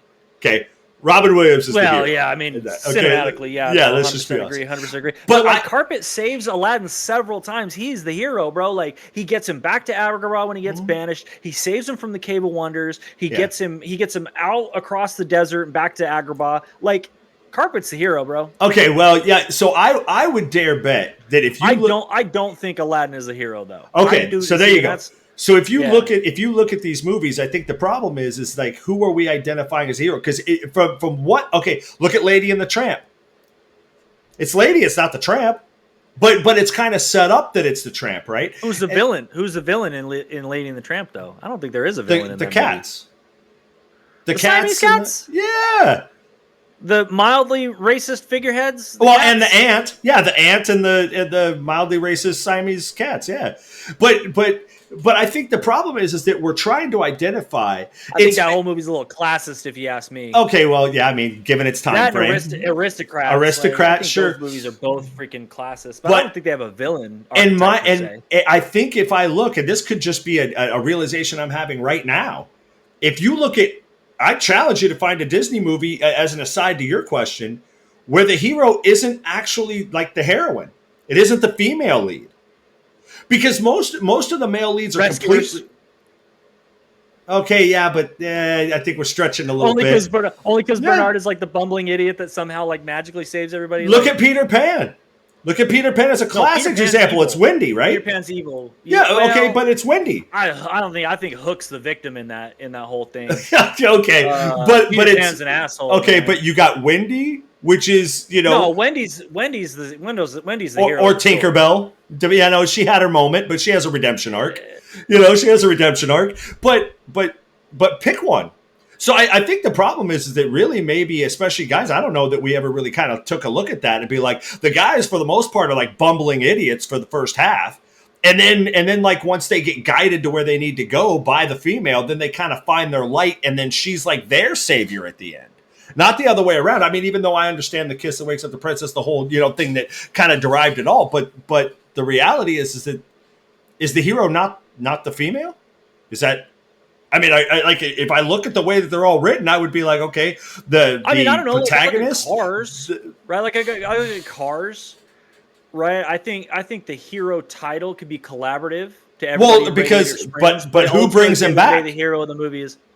he gets lost. She drives him on that drive out to the middle of nowhere, corrects his compass, brings him back, and makes him do what he's got to do. Without that, he isn't the quote unquote hero.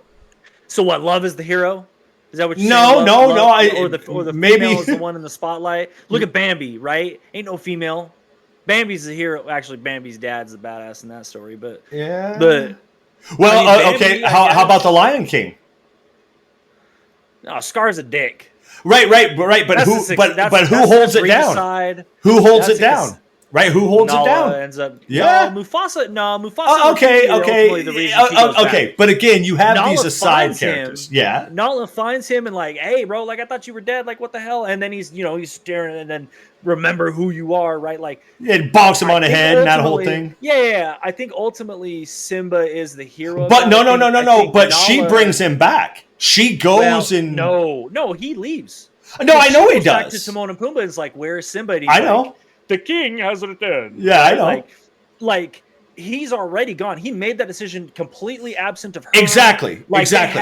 they had their Elton John moment, right? So King that's Feel like the Love Tonight and anti-hero, everything. right? He runs. You No, he runs back to fight Scar. He goes back, but Nala catches up to him. Oh, okay. Remember, she comes out right. because she's hunting outside the pride. But she always had the straight and narrow. He goes awry and has to be brought back. Up for circumstances. Okay, she just stayed at Pride Rock because that's what all the other female lionesses. But again, if you were to take one of those characters in every movie and put them as the moral pinnacle, which one is it?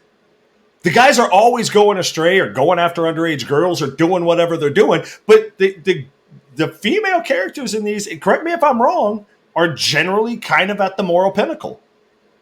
And it doesn't really waver. I mean, am I wrong? I'm looking for an example. I know Disney well enough to get myself in trouble, but I'm searching for an example. Yeah. I mean, again, I could use Sleeping Beauty as an example because she's almost like an ancillary character in her own story. Right. Like that is a true early. Prince versus a bad guy kind of story. Like the prince fights Maleficent to save the princess. But like again, she's still the moral innocent, right? She's the one like that was, she was pure and got done wrong. And So, and I think maybe that points to because again, not the villain isn't always a male archetype, right? There's plenty of female villains. No, we talked about Ursula. We talked about it. Yeah, Maleficent. There's Queen. There's the Queen, the Wicked Queen. There's the step. Okay. How about Moana? Is Maui the villain? He's anti-hero. No, that's what I mean. So he's not the hero, right? I mean, ultimately he defeats Okay, so then you have another, although in that one I would say that it gets a little morally gray because she's, going against her family, even though she was told not to and given her statue. And I understand all that, but she was also drawn. Yeah. She was drawn by the grandma and the sea and all that. Okay, see, here's the problem. Here's the problem. And this is where the shakeup comes from is because, again, you say, oh, well, she shouldn't have whatever. Right? What did she do? She bucked off the oppressive patriarchy that was her father. Okay. And answered the so you're kind of like, well, it wasn't oppressive. She was like, no, I would argue that it wasn't oppressive. It was protective. It was protective. No, out of fear. He was afraid that she couldn't do it. Sure. But don't we all protect out of fear? That's why we protect. We fear something, so we protect them from it. I'm just saying, maybe he'd have opened up his ears a little bit. I gotcha. Stop being such a stubborn guy. So all right, Dad, listen. So kind of back to what you asked. I don't know if you can tell I got some personal issues right there. I don't think that we attach to the villains more than we do the hero. I think the problem is that we've misidentified the heroes.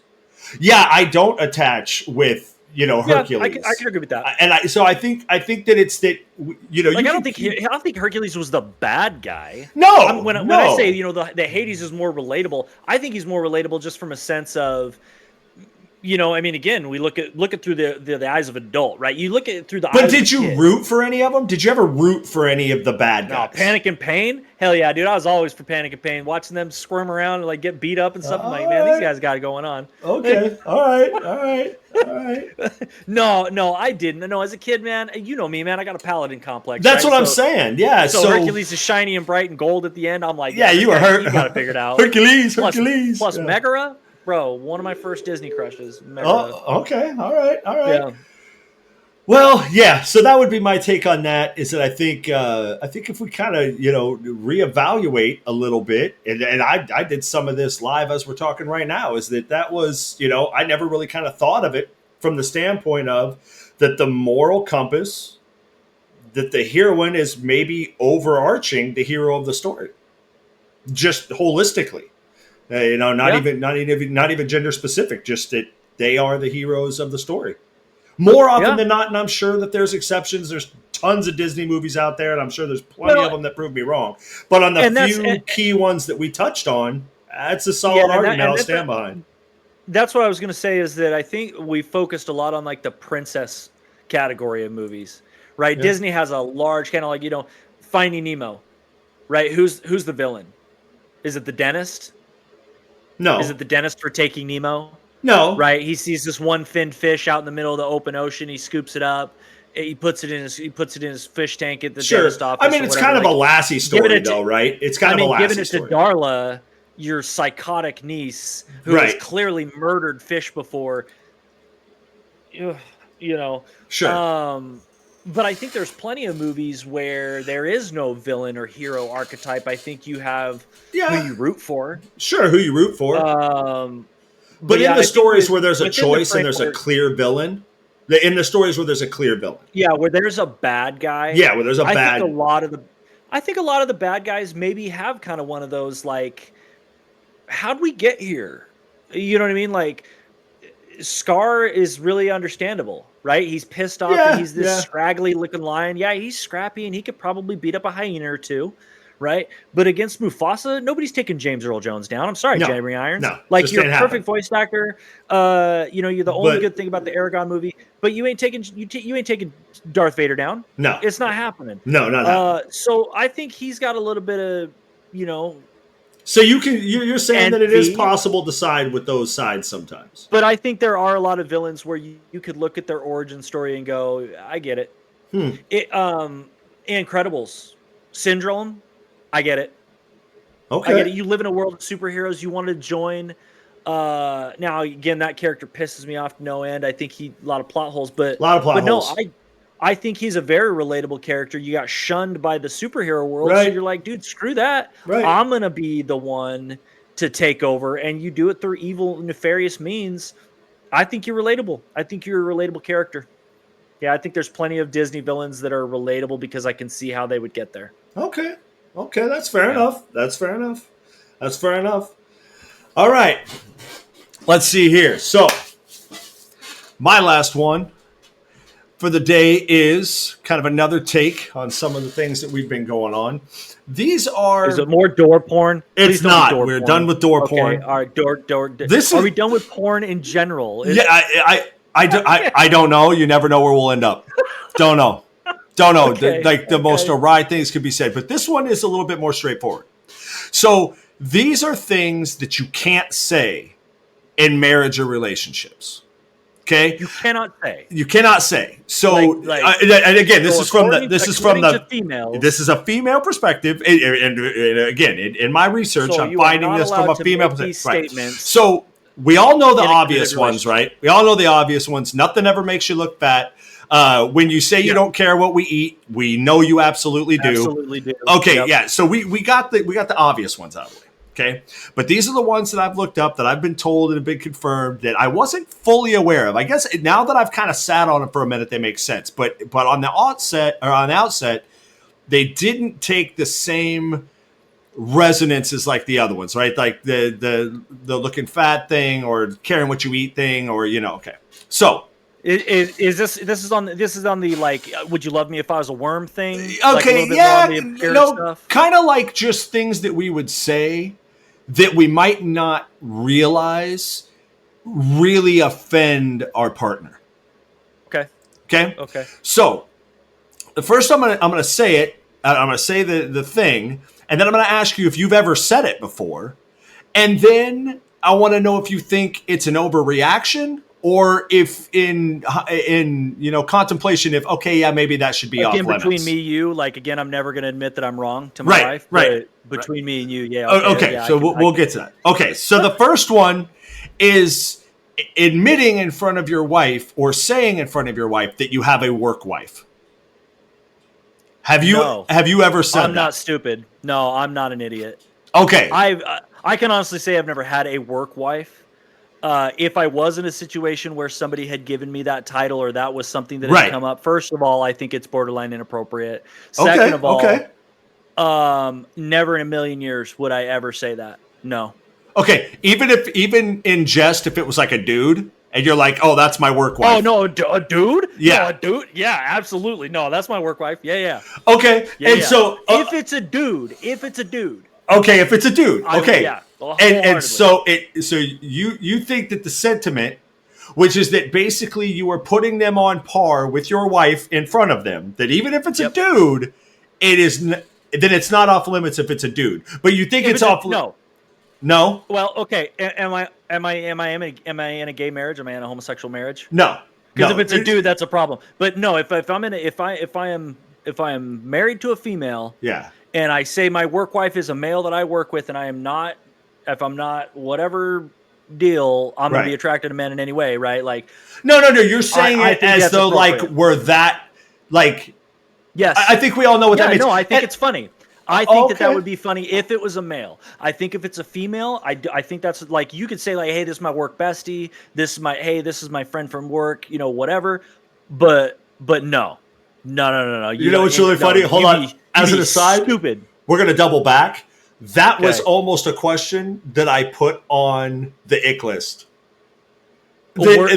Work wife? No. Is saying the word bestie. How old? Like, when is the cutoff for a dude to say that he or she, that's my bestie? Like, Okay. I almost put that on there. Hold on. I'm going to defend myself. I almost put that on there. Bestie. All right. Okay. So there is a female that I am friends with at my job who has self-labeled her and I's dynamic as I am her work bestie. It is the only reason why I just use the word bestie. Because I would say my wife is friends, has spent time with this person. Yeah, and I've spent time. Like, we go to their house. It's another couple. I'm Okay. friends with her husband. Like, we go over and spend time. So, but here's the thing, and this is a weird one for me. So I think that the work wife thing evokes something else. Can a man and a woman ever truly just be friends? Yes. I don't believe it can. One of you always is attracted. Always. I would say 100% without revocation, like every single time. One of you has a mild interest at the very least. Well, here's the problem, though, is that varying degree, I think that I think it's possible. I don't. I really truly don't. Now, percentage-wise, do I think more often than not you're right? I do. Well, I because think more look, often than right, somewhere in the back of somebody's mind, or physically, or mentally, or whatever, somewhere in the realm of that, I think it's possible. But I think there are a lot of situations where I think people can compartmentalize that. And I think platonic relationships can blossom between men and women. Let me tell you why. 100%. 100% platonic, and I mean equally platonic from both joining parties. Okay, so you've heard the theory of the reacher and the settler, right? In every relationship there's a reacher, and in every relationship there's a settler. One person knows that, I have settled, I don't have anything to worry about, I'm not the jealous one because this person can't do any better than me. And the other person realizes, I have gone above my pay grade, that's as good as it's ever going to get, so I'm not going to look anywhere else. Right? You said that's a theory. Well, yeah, it's the a theory of the reacher, the reacher and the settler, and I subscribe to it. I think so. I think whether it's financially, whether it's physical attractiveness, whether it's intelligence, whatever it is, at some point there's a reacher and a settler in every dynamic, because there's always going to be one person who just stands a little taller across the board. If we're using a zero-sum game, now because of that, I think in friendship that goes exactly the same. And because now you've added a sexual element to it, one person is always going to be looking up. And the person that is always looking up, especially, I think it's especially dangerous if that friendship crosses the line for the reacher. So if the reacher in a relationship has a friendship where that reach somehow is higher than they've already reached, well, then you take that dynamic away. Now all of a sudden you're creating this. And because I also believe, I didn't believe this originally, I didn't even really know it existed originally, but I guess emotional cheating is a thing where okay, so then if you have a male to male friendship, a female to female friendship, or whatever gender to gender relationship that grants it's equal, right, where there is absolutely no sexual attraction whatsoever, it's just not even possible, taken off the table, then I think, like in you and I's relationship, I don't think my wife would look at it as emotional cheating if I confided in you. Or if not to say you're not pretty, but I'm just saying, but I don't think that would ever happen, because she understands it's a friend, it's a true friendship where I might be looking for, advice, or I might be looking to, center my head, or I might be looking for whatever. But so I might confide in you something about my spouse that I should never share with another woman.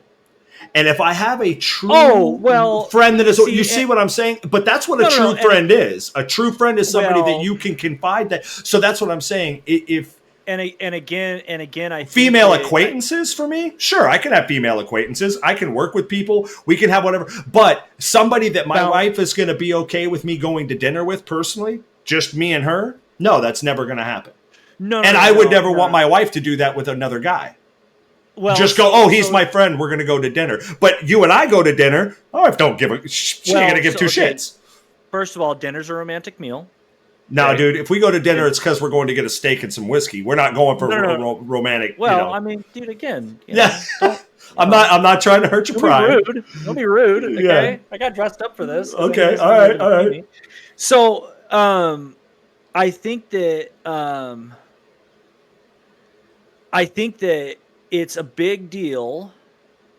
When boundaries aren't set. Yeah, but what's the boundary that you're allowed to call them your friend? I think. Okay, so I have this friend at work, right? Mhm. And again, it's work bestie. I was going to say, but are you Right, ever that's- actually going to be able to do friend things with her, or just call her a friend? So I regularly go to lunch with this individual. Okay, we talk about life, we talk about things, we do things that are friend-esque, we laugh, we joke, you know. Am I going to confide that I'm fighting with my wife to this person? No. If I have a mild argument, I'm like grumpy or whatever, like, oh, you know. So that's what I'm saying. Whatever. So you If have I to have draw a a whole- boundary if I with have a female friend. 1,000%. I think that. Well, So- I think you really have to draw a boundary with everybody that's outside of that relationship, right? Like, I Okay, think even but between I think you know what I there mean. are. No. But that's what I'm saying is that the boundary that you and I set together, right, is going to be vastly different than a female that I. Yeah, set it stops with right? your feet I'm gonna pics, dude. share I don't way want your feet more- pics. You know what I'm saying? It stops there. Bro, I don't want your feet pics. Again, Just don't I got want 'em. called up for nothing, Don't bro. want 'em. You know how long I this I don't want the draws that you've worn that you send away in Ziploc bags. Look, our avoid friendship. your mailbox for the next couple of days. No, okay? our friendship has a hard, fast line. But what I'm saying So- is that you would have to admit that at the very minimum, your friendship with a female could never be what your friendship is with me. It could never be, ever. I will concede to that. Okay, so because that's what I I'll think. concede that there is a level of Mitigation. You definitely have to mitigate, and that's where I think it comes in that you say. 100%, you have a lot more Yeah. stringent boundaries with a member of the opposite sex, And than here's you- why. that you wouldn't have with a male. Right. So I hearken it back to why you can't say they're my work wife. Because there's only supposed to be one male or one female or one anything of the opposite sex, or of the whatever your relationship dynamic is, that is supposed to be on that level. And so I'm only supposed to have one woman on that level with me. And if I have a best Agreed. friend that I'm sharing things with, that I'm out doing things with, and that's a female, what's the difference? Other than sex, what's the difference now between that person and my wife? If I'm out sharing everything, we're talking about our life. Agreed. So I think it just, agreed. you're skating a little too close to the edge. You know what I mean? And And again, depending on your boundaries, right? Depending on your boundaries, because again, I do truly believe that friendships can exist between male and female. Oh, okay. I think. Okay. Well, look at my agree. wife and you, or your wife and me. Certainly, and that's the point that I was going to make. Certainly. I think that there's I think that there's a threshold that it takes on something that elevates past friendship and skates closer to the realm of family. A family. That's what I mean. So in a couple know what I mean? situation, if you're super close, I'm talking about like your situation, right? Like your situation in that you like meet, a superficial situation in like which you just met somebody, and again, I think it's because we have a neighbor 2 blocks over that we occasionally exchange Rice Krispie treats and stuff. No, I'm not going to go to right Walgreens and again with that individual and spend time with her. I think the thing is that I don't know why this is, man, but women are scandalous. They be stabbing each other in the back all the time. Women are just go at women. I don't know why. Like, they are the biggest haters of each other I've ever met. It's hard pressed to find true female to female friendship. You know what I'm saying? Because they're in constant competition about everything. Everything. Yeah. You know what I'm saying? Like, Well, I've and never I think seen people get angry at each other or backstab, manipulate people more than women on women. Right. Okay. Well, And so, and again, men gaslight stuff, but I think the funny thing that a lot yeah, of but I women mean, we'll write just us fight or about- something. You know what I mean? Well, Like no, ours is on the here's surface. Here's the funny thing that I think about, like, right? Like I think about like, oh, a woman spends all this time getting ready and she's, I'm doing it for my man, right? We're gonna go out to this Oh, party no, with no, my no. She's friend. trying to. No, She's it's the trying. other Yeah, women in the room. it's Because peacocking the other women. She could put a freaking garbage bag on, freaking no makeup, no hair, and tell her man like, hey, how do I look? And he'd be like, oh, You look good. good. Yeah, Look no. good, I honey. think we all know that. Well, and again, Most men are just in awe that a fairer sex has decided that they want to spend. there's no time with question. them. And again, like, this harkens to a whole nother thing for another episode. But basically, that kind of got to me. And again, I don't think that you can discount my original assessment that one party is always interested. If it's not you, then how can you guarantee it's not the other one? How can you guarantee it? Because I how many times? Oh yeah, I'm not into them. Oh sure. And again, you know dude, what I mean? I come back to open your eyes, pay attention.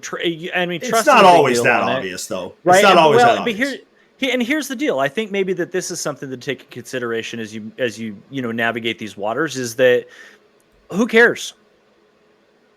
Well, At the end of the day, mean- who cares? Like if I have, so let's say this situation that If- I've been describing here for the last couple minutes, right? Let's say that on some level, this female individual is attracted to me. It's on cop the any feels level. for old T Ford. I got you.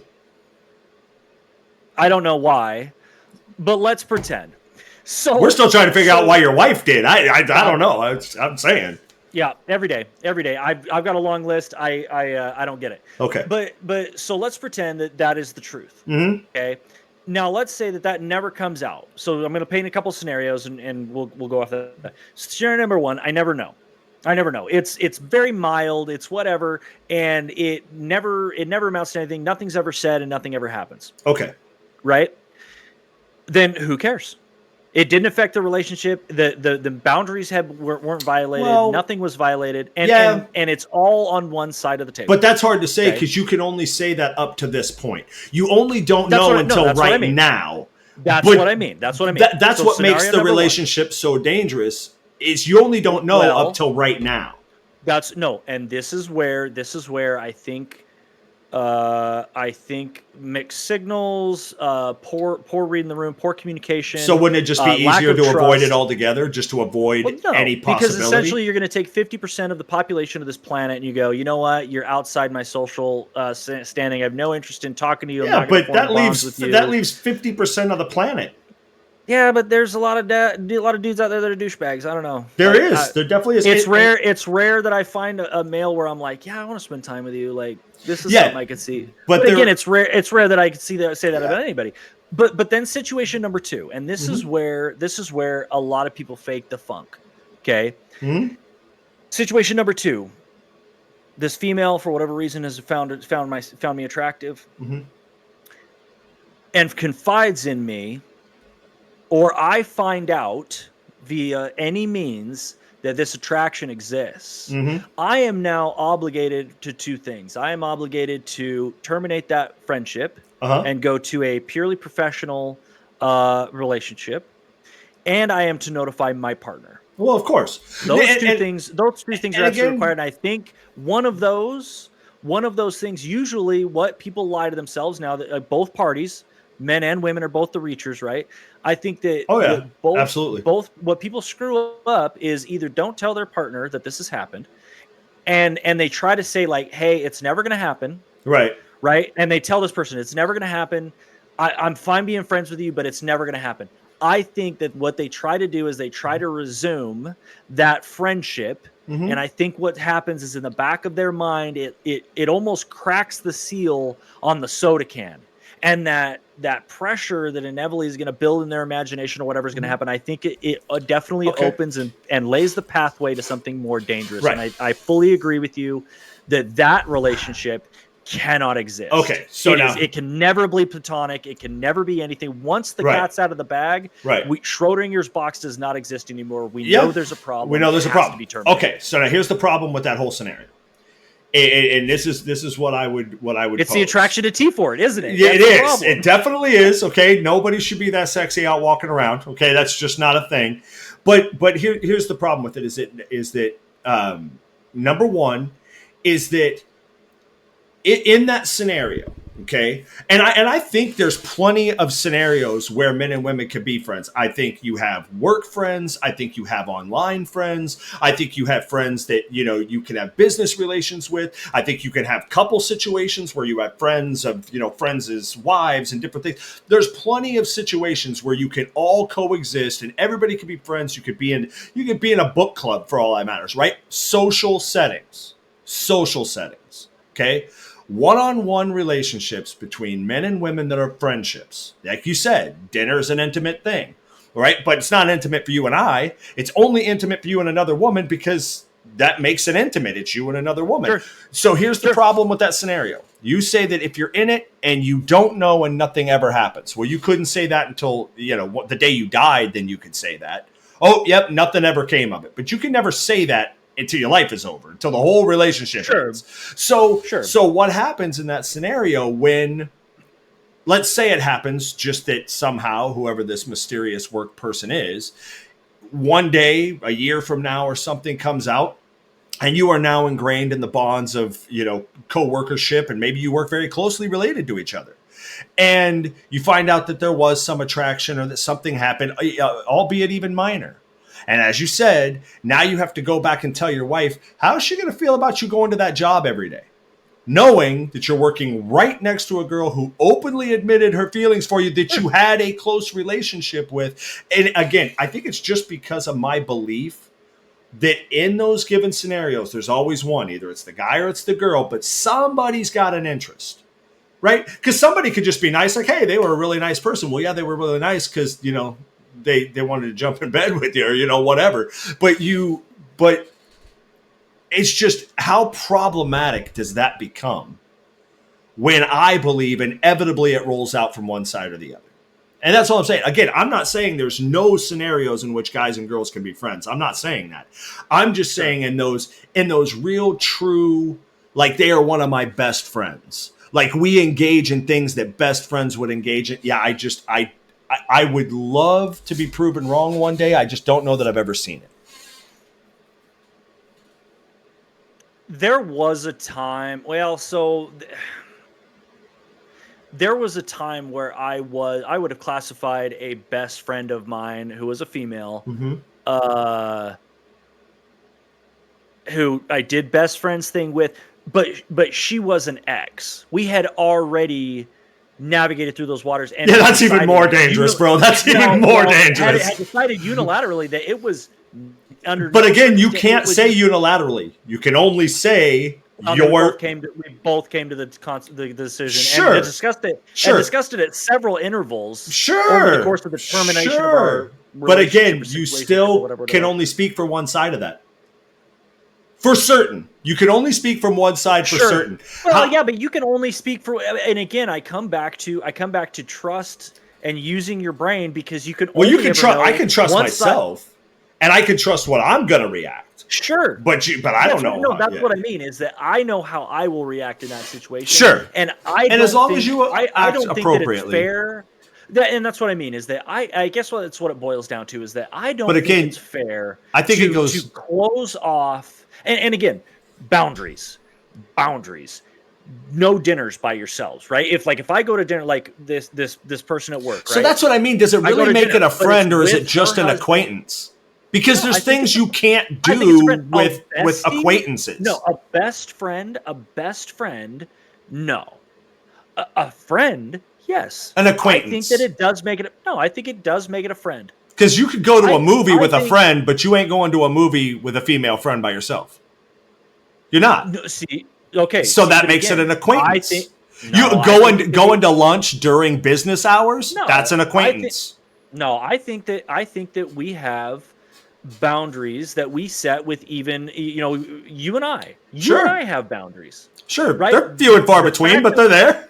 I mean, real shaky on them. They're there. But you and I have boundaries in some sense of that word, right? It does not diminish our friendship, it doesn't, I wouldn't say it bumps us down. Let's say we added more boundaries, right? Like, I don't Sure. think that it bumps it down. I don't think the existence of boundaries, you don't do certain things. I don't think No, that I agree with you. excludes you from, or excludes you from the title of friend. I think that Yeah, that maybe. it puts you closer to acquaintance than best friend, right? And we're not in junior high, so best friend Yeah. is a Yeah. skewed terminology in and of itself. I got you. But I think that you can be friends Okay. with boundaries. Well, no, I do that's believe you what I can be friends. that's what I But was those saying. Boundaries do need to exist. That's why I and do said need to be social honored by both settings. parties. I think you can be I think you friends can between do men and a women in limited- social settings. I Social think settings. you can do a limited amount of things together by yourself. What? No, hold on, no. I say by yourself, like within, like going to a Walmart. Yeah, dude. Like, You know what I mean? Like, I don't know. No, I well, don't know. hold on, because again, this friend, and it's a work friend, right? We were buying things for the office. We went to lunch and then went to Yeah, Walmart but to you're pick at up work. things for the office. You're at work. They're a coworker No, at that point. right? But I'm Yeah. not calling up this individual on a Saturday to go get Right, pedicures together, Right. Or to even go to Walmart together.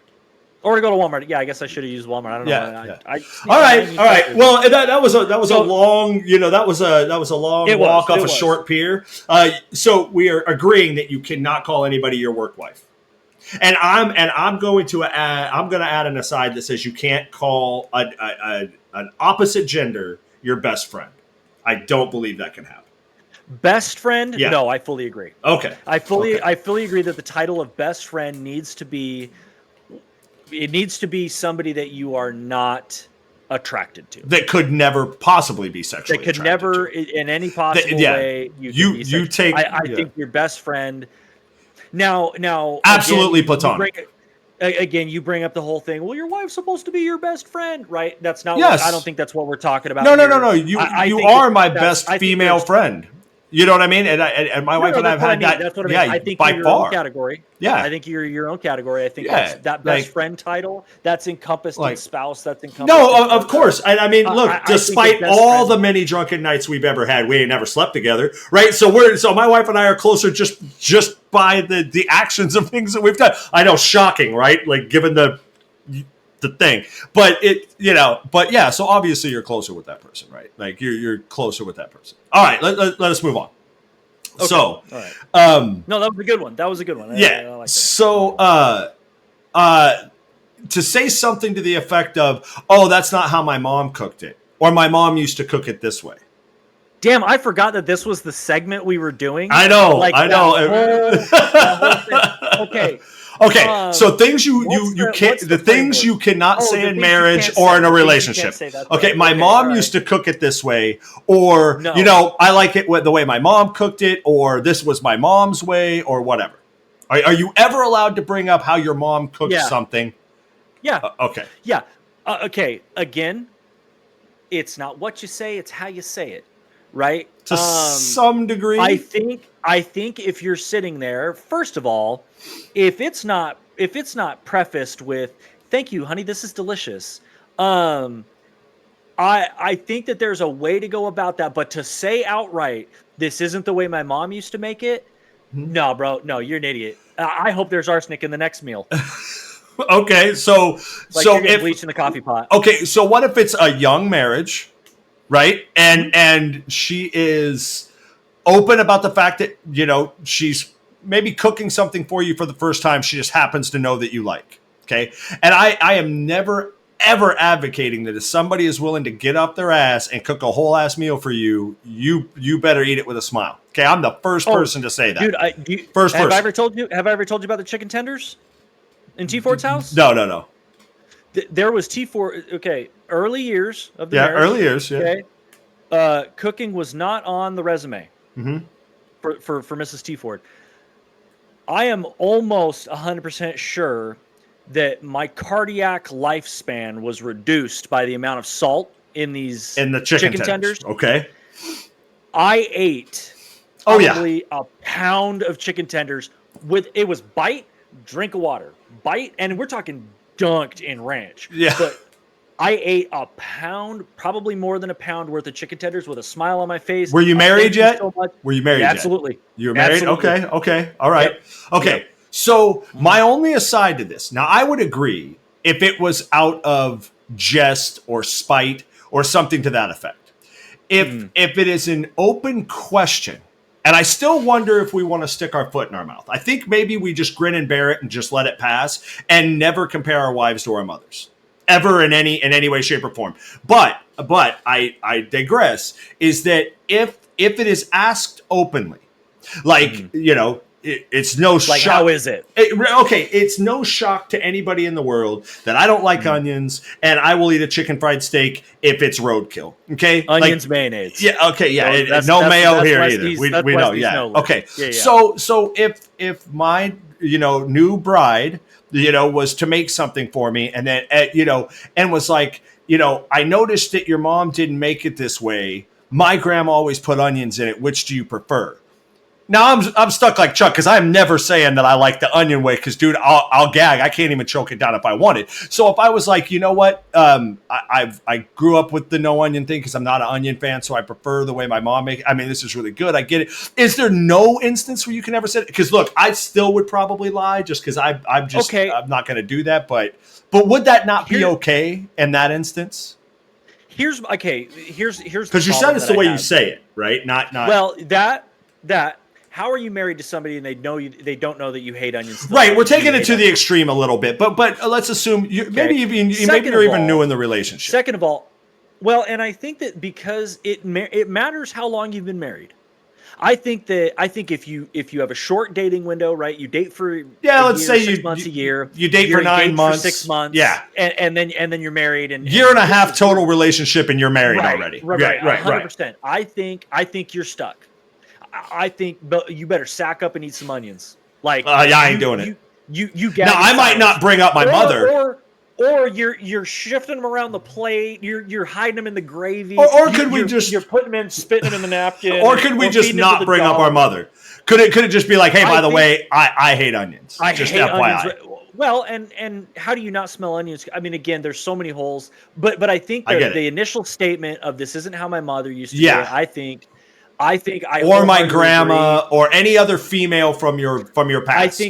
I think that there's much better ways to frame that particular conversation, and I agree. You should not be framing it in this isn't the way my mother did. Well, then have your fucking mom. Have your mom make it exactly like like you want meatloaf ketchup, like call her and come over. So right? that's how I framed it. Was like, what if my wife came to me and be like, hey, that's not how my dad cut down a tree. Then tell your dad to cut down the fucking tree. You know what I'm saying? Like, so I get it. I get it. Like, yeah. So I one way to cut down a tree, right? But okay, yeah. Like I said, but I'm just there's a right way. That there's lots of ways. Yeah. That's what I'm saying. But there's but I think I understand that. Like, don't compare me to your mom. No. Any more than I want you to compare me to your dad. Like, yeah. Don't do that. Yeah. Don't do that. That's not how and not only that, but you're. I think it's rude in general to you have somebody who's your partner, right? That's not apply it to anything. That's not how my mother folded my laundry. That's not how my mother right. You have somebody who's your partner who's doing an act of service for you. You need to tread lightly with the criticism anyway. Yeah. And that needs to be or do it your damn self, right? Right. Or do it your damn self. Like, you don't want trifolds in your t-shirts? Guess what, buddy boy? Here's the basket. Yep. Right? Like, it'll be sitting in the dryer. You know what I mean? Yeah. This is where we store the fabric. Yeah, this is where the fabric starter is. I think that there's a lot of people, specifically men, that feel overly confident in their critiquing, their right to critique when acts of service from their partners being performed. No. I agree. I think it's, and I don't. As a matter of fact, I know it's true. I know it's true because I grew up in an older generation where it was like the mainstay of my grandparents' household, right? Like and it was. But as we kind of developed to say, and I think more and more now, it's kind of gone to both sides. I think women are equally unappreciative sometimes when it comes to relationships. No, yeah, but guys drove the bus on that for so many years. There's no question. Yeah. I'm just saying, but we live in a very entitled world. 100%. There's a lot of people that are entitled to a lot of opinions that they really just need to hold themselves. But so we can agree at least as we sit and divulge our opinions. Yes, exactly. It's like, hey, what did I say? We're gonna have many, many, many faults. Okay, we're doing the best we can out here. But I agree. Right. Is it yeah, don't and as a public service announcement, if any dudes ever do hear this, don't compare your wife or your girlfriend or your fiance to your mom or to your grandma or your friend. Don't compare your mom to your grandma. Or do the thing. T Ford's wife does it. Don't do that. Don't do that one either. Don't do it. Okay. No. Now this one, I was shocked that still made a list in this day and age. I was shocked that this one made the list in this day and age. Not enough. It's because men are dumb, dude. We don't learn. I swear that you have to be a moron for this one to make the list. Okay, and I'm talking capital M. Top of the list. You are first in the phone book in morons, okay? Like, in order for this one to make the list. But it made the list consistently. For a guy to ask his girlfriend, fiance, paramour, wife, insert here, is it that time of the month? And it made multiple lists, brother. Multiple lists. Now, I don't know if my wife just has a particularly fiery resolve, but I can say with a fair amount of confidence that my face would not be arranged precisely as it is right now if I had ever seriously asked that question during either an argument or a disagreement or really any given situation that I can possibly think of. Have you seen the true crime or court TV show Snapped? Yeah. T Ford would be the unalived star of said show. Okay. If I were to ask that question. Yeah. The fact that men have still say this on a consistent basis. And I come back to the ignorance of the Hunger Games / zombie apocalypse thing. Our pride affords us the ignorance that we would survive certain situations. And I think this statement is one of those situations that a lot of men, they say it, and not realizing that they have strapped on a bunch of stakes and dove into a shark tank. You're a suicide bomber. Shark Week, but you're a suicide bomber. Yeah, you are kamikaze. Yeah, this is coming back. You're not coming back. This is die for the cause. You're past midway. You're gone. You're gone. You're gone. Okay, and now here's the thing. Here's the even craziest thing. How do you not know? I don't know. I don't know. How do you not know? Like, why are you not coming home with what candy bar, what ice cream flavor do you want? No, not even that. No. What I'm saying is, how do you not have it in your phone? No, you have apps that track it. No. What I'm saying is, I think it goes much deeper than that. I think that it's the assumption that the only way a woman would react a specific way is if somehow she was altered by hormones. She has to be hormonally storming. There's like no validation to the reaction whatsoever. The only possible outcome for your reaction has to be that you're on your period. Yeah. And so here's what's funny. I don't think in my generation, now granted I'm in my 40s, I don't think there's any dum-dums of that caliber left. Anybody who's going to say it has said it. Now, sure, there's always the outliers, right? And I know you were so good at statistics, you realize that there's still outliers. But that what we're looking at, that's a story for another time, by the way. That's a story for another time. I read Gladwell's book. Yeah, but outliers is great. But I wonder in the 15 to 30 generation, because I am finding on levels that are incomprehensible the ignorance of the 18 to 30-year-old generation from the male side of things. It's kind of so I have to imagine that's where this is coming from, because there is no way that our fellow brethren in their mid 40s have not already stepped on that bear trap and blew that thing up a long time ago. There's just no way. Unless you're just living in some delusional relationship where, you just don't ever get told that you've said something wrong and you're just continuing with this trend. And here's what's crazy to me is that I have to wonder who are your parents? What's your home life look like? What's your parents' marriage look like? Yeah, but again, even because if it was you must terrible, have grown up hearing something like that. right? Like, I think that there's enough, and again, this is just my personal opinion. Dude, I think it's right, the like, resurgence of it. I agree with you between your generation and like my pop's generation. I think this was a no-brainer. But I think there was somehow...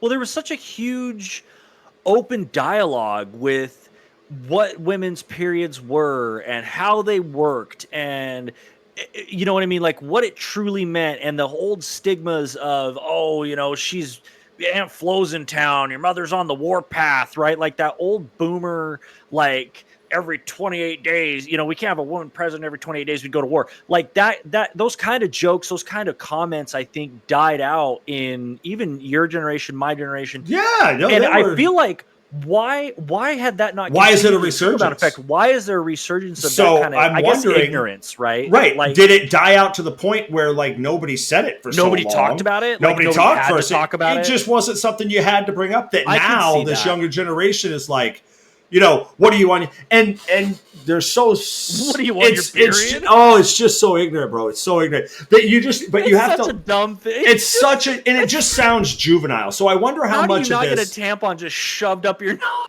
Like, I don't know, and I mean that would be the nicest thing I can imagine happening. Yeah, so I imagine this has to be a younger resurgence. Like I said, the 15 to 30, 15 to 35 maybe, but 15 to 30 gen, I have to imagine is the resurgence just because. Yeah, dude, I like all the way back to when my wife was my girlfriend, all the way back to when I would have never said that.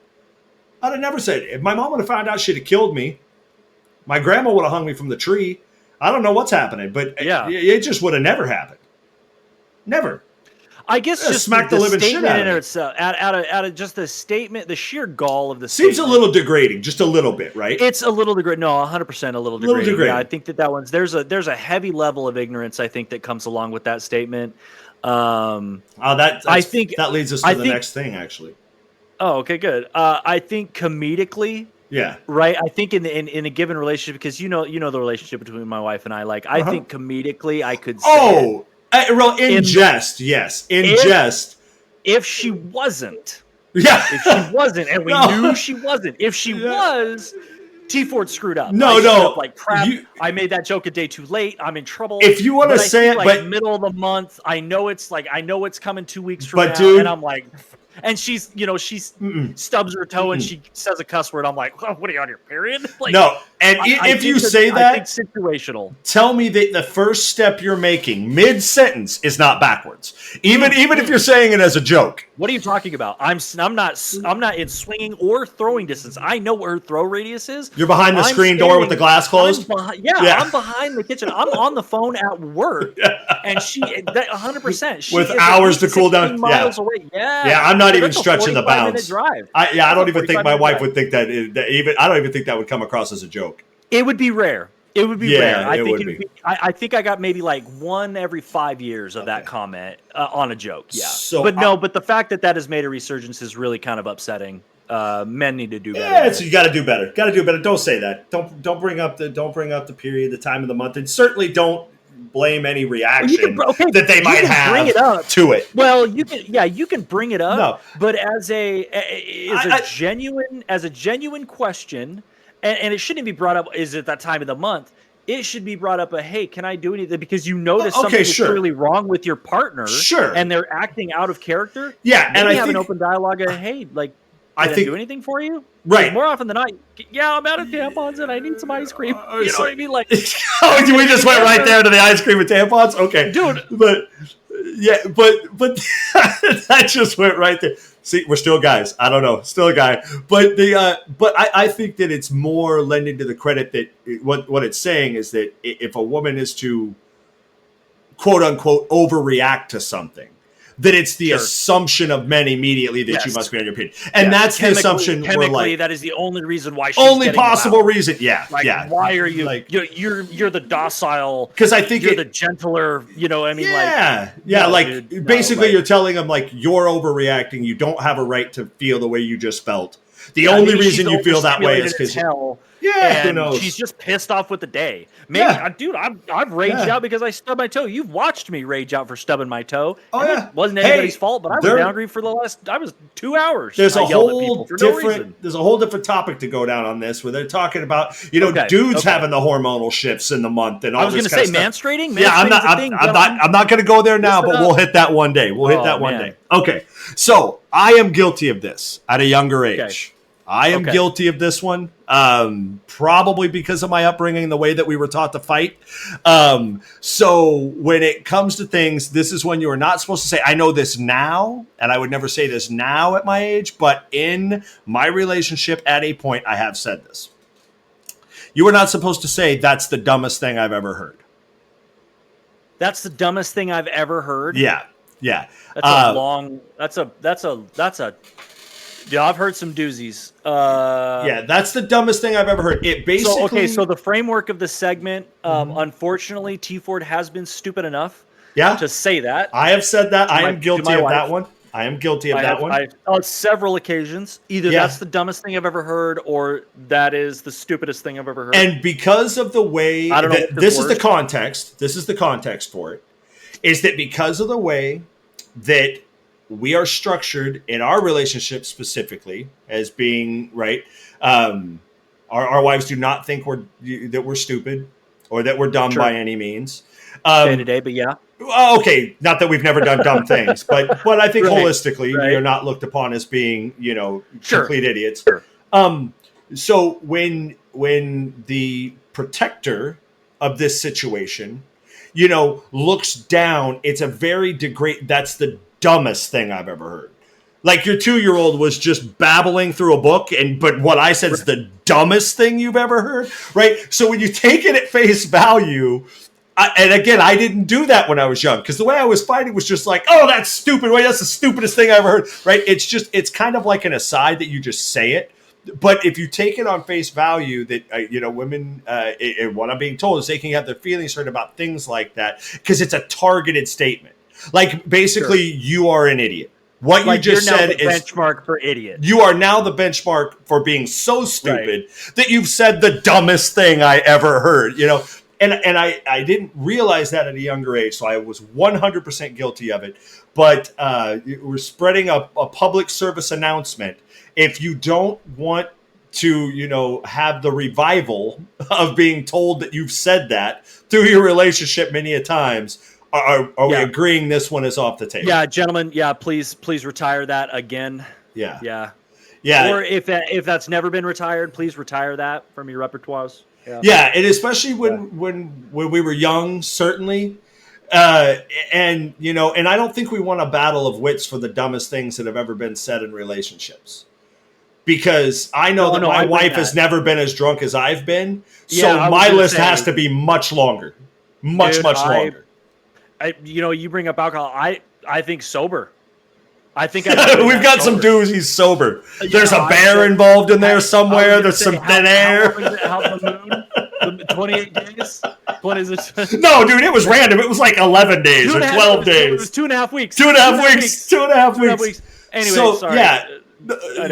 It'll all come back. Again, I have said some stupid stuff, and so I think if we were really comparatively looking at the comments made between my wife and I wholeheartedly win. I think most men, when we don't often speak, but when we do, it's not always gold that comes pouring out of the old pie hole. No, not always. Well, and it's just I think that it's. I think what shook me is that the realization I had whenever it was that I had it is that we position ourselves, I think, as trying to be the protector and trying to be, like, would you ever say that to your son? Would you ever say that to your kids? Yeah. Would you look down? I would 100%. I'd 100%. Well, I don't know, looking down, but like situational.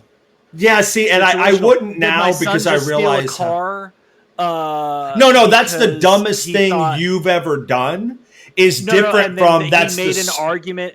No, but what I'm saying is, like, if he stole a car and then told me Dad, I stole the car Okay, because I I mean need more a of car like- and I wanted this car. Maybe like your I would 3-year-old. probably tell him Like your that's the 3-year-old. dumbest thing. No, oh no, I would never. I would That's never because tell my that's because youngest you're that playing. that's the you're- stupidest thing. right? Because you're playing the dad, right? Yeah, you're playing I'm the gonna be protector. like, okay, buddy. Yeah, like, yeah, like the Wabberjack. But stole all the you French would laugh, fries in or you would be Target. Yeah, rational, or you would absolutely. re-explain your Yeah, position, 100%. Yeah. and but you wouldn't snap and be like, "That's the stupidest thing I've ever." You wouldn't do that, right? And I think that we kind of forget our position. Again, T Ford is very. I am at guilty least a of it. derivative I am of the that, first the guilty of derivative of that statement. It's not always that's the stupidest thing I've ever heard or dumbest thing I've ever heard. But there's plenty some of level derivatives, of sure. degradation to where I'm downplaying the intellectual value of what was just said. Absolutely, it's one of the more shameful things that I would say repeatedly Yeah. I need to work on. Yeah, I agree, and I think when I find myself now at that point, like getting to that point, that I want to. That's when I realize I got to shut it down. Like I got to shut it down, or maybe lean into it. Not the comment itself, but maybe lean into the conversation of like, walk me through that. There's got to be a PC way to usher that right, in. Right. Sometimes what I need is give me the A to Z. I want to know the How'd you letters. get there? How'd you get there? I want to see the stepping stones intellectually of how we got from here to what I believe is the stupidest thing I've ever heard. Right? Yeah, right. Well, like holding the thought if there's is a thought different. Process. If there's a thought process that could be articulated and then they can go, oh, like, well, this and this and this and this and this is how I got there. Yeah. But like, oh, okay. I think step C, I think you took a turn here that I think then it becomes an open dialogue and then you talk about, the whole process. The whole process. But just a snap reaction of that's the dumbest thing I've ever heard. Shoot it down. Yeah. Yeah. It's the same thing as, you bring up, and not that my wife is a toddler, but it's the same thing as if my son I'm not saying brings that. his macaroni art to me, hands it to me, says, Daddy, look what I did. And I grab it, throw it on the ground and step on it. Right. Like, I'm just saying, completely degrading the achievement or the effort that they put into either the artwork or that statement. Or their thought, and that's what I mean to say. I'm not likening a wife to a toddler or anything like that. I'm just saying that we kind of hope that we are the patriarch to a degree, right? Like we want to position ourselves depending in on the dynamic, right. But I'm just saying, I know that like specifically in our dynamic, like we would want to think that we are the protector, and that and that they would look up to us and trust us. And I think if you say something like that, you kill that trust, whether it be to your wife or your toddler or whoever. And so that I can't you're trust supposed you to now. shield. That's right. Yeah, you're supposed to shield them from the world, and here you are. That's right. This is friendly fire. Yeah. This is friendly fire, 100%. And which is far worse than if a bullet makes it past me, right? And clips her. It's awful metaphor, but again, I'm not the one firing the rounds off, right? Like it's the world, and something slips by and she gets upset. You can't protect them from everything all the time, but you can protect them from what you say. Absolutely. And that's way the more key. Impactful from point blank range from inside your own camp. Yeah, that's terrible. And that leads me to the last one. Again, I don't want it to get too overly serious, but it also is something that, we are trying to say that we're unpacking, and I think we do need to spread these the last word. couple kind of took a very real they took a very serious turn. But and this one is a bob and weave comment, okay? Like where you say, but you need to relax. You need to relax. Okay, like I don't know, because I'm still on the fence about this one. Is it not true if you're seriously worried about the level of anxiety or the level of whatever? Like I understand if calm down. Is it calm? No, not calm down. Yeah, no. Okay, but I think that's kind of what it's alluding to. Want to calm down? I think that's what it's alluding to. Hey, you need to calm down. Yeah, no. But I think that's what it's saying is you need to relax, right? Is it like if the wife is wilding out, or something's coming after you and they're losing, is it appropriate at any time to be like, hey, you need to relax? And again, I think it's context, and I also think it's tone and its delivery. But is it ever okay to say you need to relax? The singular term is relax, or you need to relax? No, you need to relax. Because I can see it both ways. I can make arguments for both sides. Yeah, you flip a coin, right? I don't think anybody ever wants. Yeah, I don't think anybody ever wants to be told what they need to do. So I think it might be the verbiage. Don't say you need to relax. Yeah. Don't. Could it be like, hey, honey, let's bring it down a notch? Can we relax? Can we relax and talk about this? Like, yeah, or something. Maybe there's a more appropriate way. I want to relax and talk about this. But you need to relax? I don't know.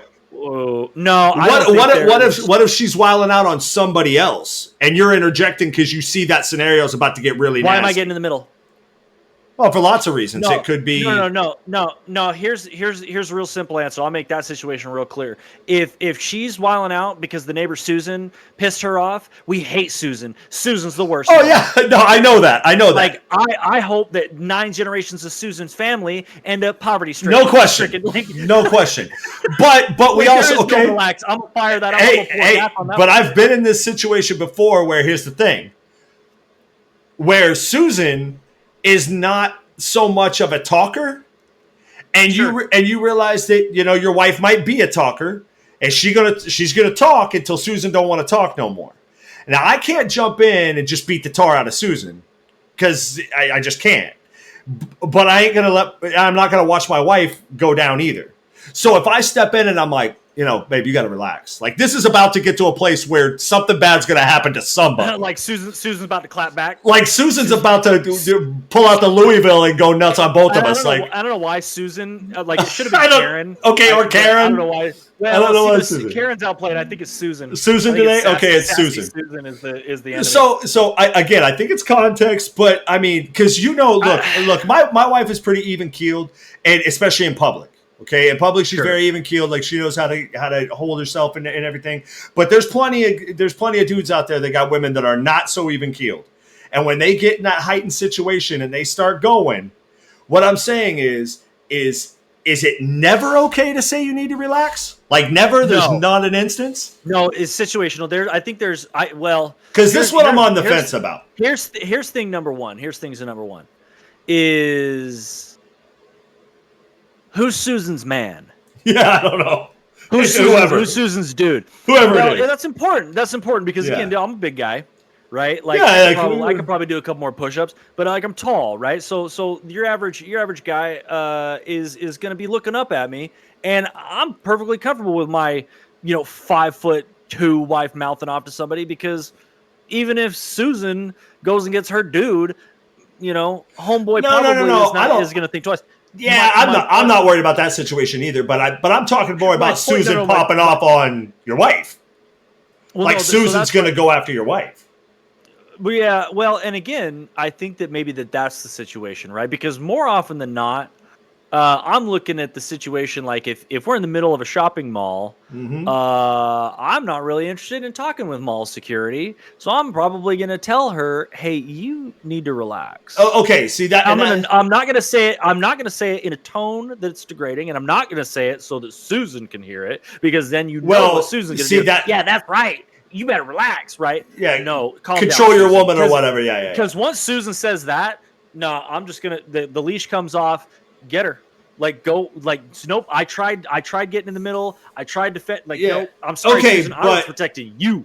but in that instance, is it going to be received that you're trying to defuse it for the betterment of the situation holistically, or are you still just not backing your wife? That you're just going to have to be like, you can't tell me to calm down. Or relax. No, I think there's a way to do it. I think the way to do it is very like Clint Eastwood, $1 Million Baby, right? Like you get in front of her and you like lock eyes and you're like, hey, like we need to relax, right? Like, we got to diffuse this situation. I need you right here. I need you right here. You calm? Yeah. Like, all right, calm. Like calm. And then like maybe see if you could derail the train. But at that point you become like if she's in it, now I have no option. Now I am Clint Eastwood with $1 Million Baby. Oh, Like she looked like she got a mean right hook, step left. Yeah, hey, kick them shoes off. You ain't got no grip. Kick them shoes off. Yeah, honey, you're wearing heels. Remember to keep your hands up. Kick them heels. No, I agree 100%. I think there's a way that you could say that. I think there's a way you could go about that to where it wouldn't be perceived as not never siding with your wife. But I think you immediately have to shift gears once she's made a decision. Now we're obligated to stand behind her. So we have identified a potential situation where you are allowed to tell your wife you need to relax if it's coming to a situation that seemingly has gotten out of control. Yeah. But if she comes home and she sees like that thing that you said you were going to do 500 times, and she's like, "Hey man, what the hell?" And you're like, "You need to relax." You know what I mean? I don't think I think there are plenty of scenarios we will agree that What's maybe the you're thing? yeah. Is it the island that I haven't finished in 6 Yes. months? Is it the Because- trash I forgot to take out? Get Is it off the my lawn back. I didn't mow yet? Is it the, Oh, hey man, yeah. I missed trash week. I missed trash week last week. It's too Oh, soon, man. That's yeah. too soon. I woke up to the sound of the trash truck on the street and literally stood at the window and went, "Oh," and just watched no. it drive away. And that woke my wife up. She heard me say, "Oh no," and she goes, "You are such an idiot." Yeah. So You know what? Yep, you're right. Dude, I would be You're right. lying if I had said that at like 8:17, because my truck comes through rolling through somewhere between 8:10 and 8:20. And at 8:17 that I haven't been standing in the kitchen, because it comes on Saturday, that I hasn't been standing in the kitchen and go, did I? Nah, did I? Nah, and I walk out and look, and there it goes. And dude, it's me and my slippers walking out to the truck with the trash can to put it in the back of the truck, because now I got to go to the tub, because we don't make it 2 weeks. Yeah, plenty of times. But the you need to relax thing, yeah, I think there's some wiggle room in that the one. need to relax thing. I think yeah, there's the some need to wiggle room. relax thing, yeah, user beware. Hey, no, 100%, that's on you. I think you know? I think it's one of those things you got to Hey. know your audience. You got to know the situation. Hey, grenades have a purpose, but you better know when to use it. You know what I'm saying? Grenades have a that's right. purpose. But And you know but you what? pull that pin, there ain't no putting it back. You That's pull what I that mean. pin, That's and what I mean. it's gone. You know, like the garbage, right? You need to relax. You- need yeah. to relax. Just know that Just know. is 100% Yeah. a fight. So Yeah. if you want to fight, you need Pull to the pin. relax. Okay. You- So you need to relax. it can be used. I don't think it's as offensive. Watch your mouth. Yeah, watch your mouth when you're talking to me. Yeah, no. Look, man. No, there's just some things that are too outlandish. Check yourself before you wreck yourself. No, okay? dude. Like, no. So some of those, right? Like, some of these have gotten a little serious in the way that it is. But I think, the work wife thing and the liking it to a bestie, and this is how my mom used to. Don't be comparing your wife to your mom. I think we agree with that. It's that time of the month is just too stupid to even not be funny. Like, hey, you know what? Say it once and see what happens. And just make sure that you dial me up with the fat lip you have, and then so we can explain how that happened. Yeah, I was gonna say, do we got the email? Do we got the email? Do we got the comment section? The going comment right section. Now? Like, let's go. Let's let's go. hear about How- the stupidity. Like, yeah. how quickly? How was the couch? So I was sleeping on the couch. It There you has go. to be. You got a Man. good couch? It has to be. And even that. And again, any women out there who that is something that gets said, and it's still under the guise of context of like an acceptable response to whatever your reaction may be. I ain't mad at you. If you fly off the hinges, I ain't mad at you. He ain't gonna get no sympathy from me. That's for sure. No. Be like, hey, that's on you, fool. You should have known better. You should have known better. Like, Yeah. You're not gonna catch old T Ford Westy handing out Kleenexes. To guys crying about that. Like, no. Dude. Yeah, you can go blame your dad for being too stupid to teach you, or you for just being too stupid to pay attention. I don't know. Like, but either way, That's that right. one's on you. That one's on you. Well, T Ford, Yes, what do you Westy. say? What do you say, buddy? I mean, episode 1. It was good. It was good. I had How a you great time. feeling? It was I good. had a good time. Yeah, I had a great time. I look forward to the next one. I mean, again, I think I'm still reeling a little bit from the door thing. The door thing's a little unhinged. Second the pun door- used the second time. Yeah. But No, yeah, I mean, did- we've. I am a little shocked. I am a little bit shocked that some of the stuff seemed really self-evident in the fact that it's being reported These by are women. just making Again, lists, the man. comments, the lists that are being made, it's Dude, I the swear ick some of things, these lists. the Velcro wallet. I didn't Yeah. even know. Like, I didn't even know Hot Topic still sold wallets. Yeah. Like, Yeah. I was thinking about who is out there making buying it? like right here The wall of ick. the ick board that we say are acceptable and not acceptable. Like, no, Oh, there that's you not go. an ick. But because we have added the transitional glasses, Velcro wallets, cell Yep. phone belt clips, using coupons, and plugging your nose when you jump in a pool. Dive in like a man, swallow it down, just make it happen, whatever it takes. Stop plugging your nose. Don't do that. But Bro. don't do that. it's icky to dudes, let alone to women, especially who you're trying to impress. It ain't gonna happen. Stop plugging your nose. But other than that, we will be same bat time, same bat channel next week. Yep. We will get the shorts out. We will get the clips out. Remember to follow us on YouTube at 2 More Men with Mics. Thank you guys so much for watching, and we'll catch you on the next one. Hopefully you enjoyed, and look very much forward to the next episode. All right, T4. We'll catch you later, bud. Have you guys have a good one. Oh, the weather outside is frightful, but fire is so delightful. And since we've no place to go, let it snow, let it snow, let it snow.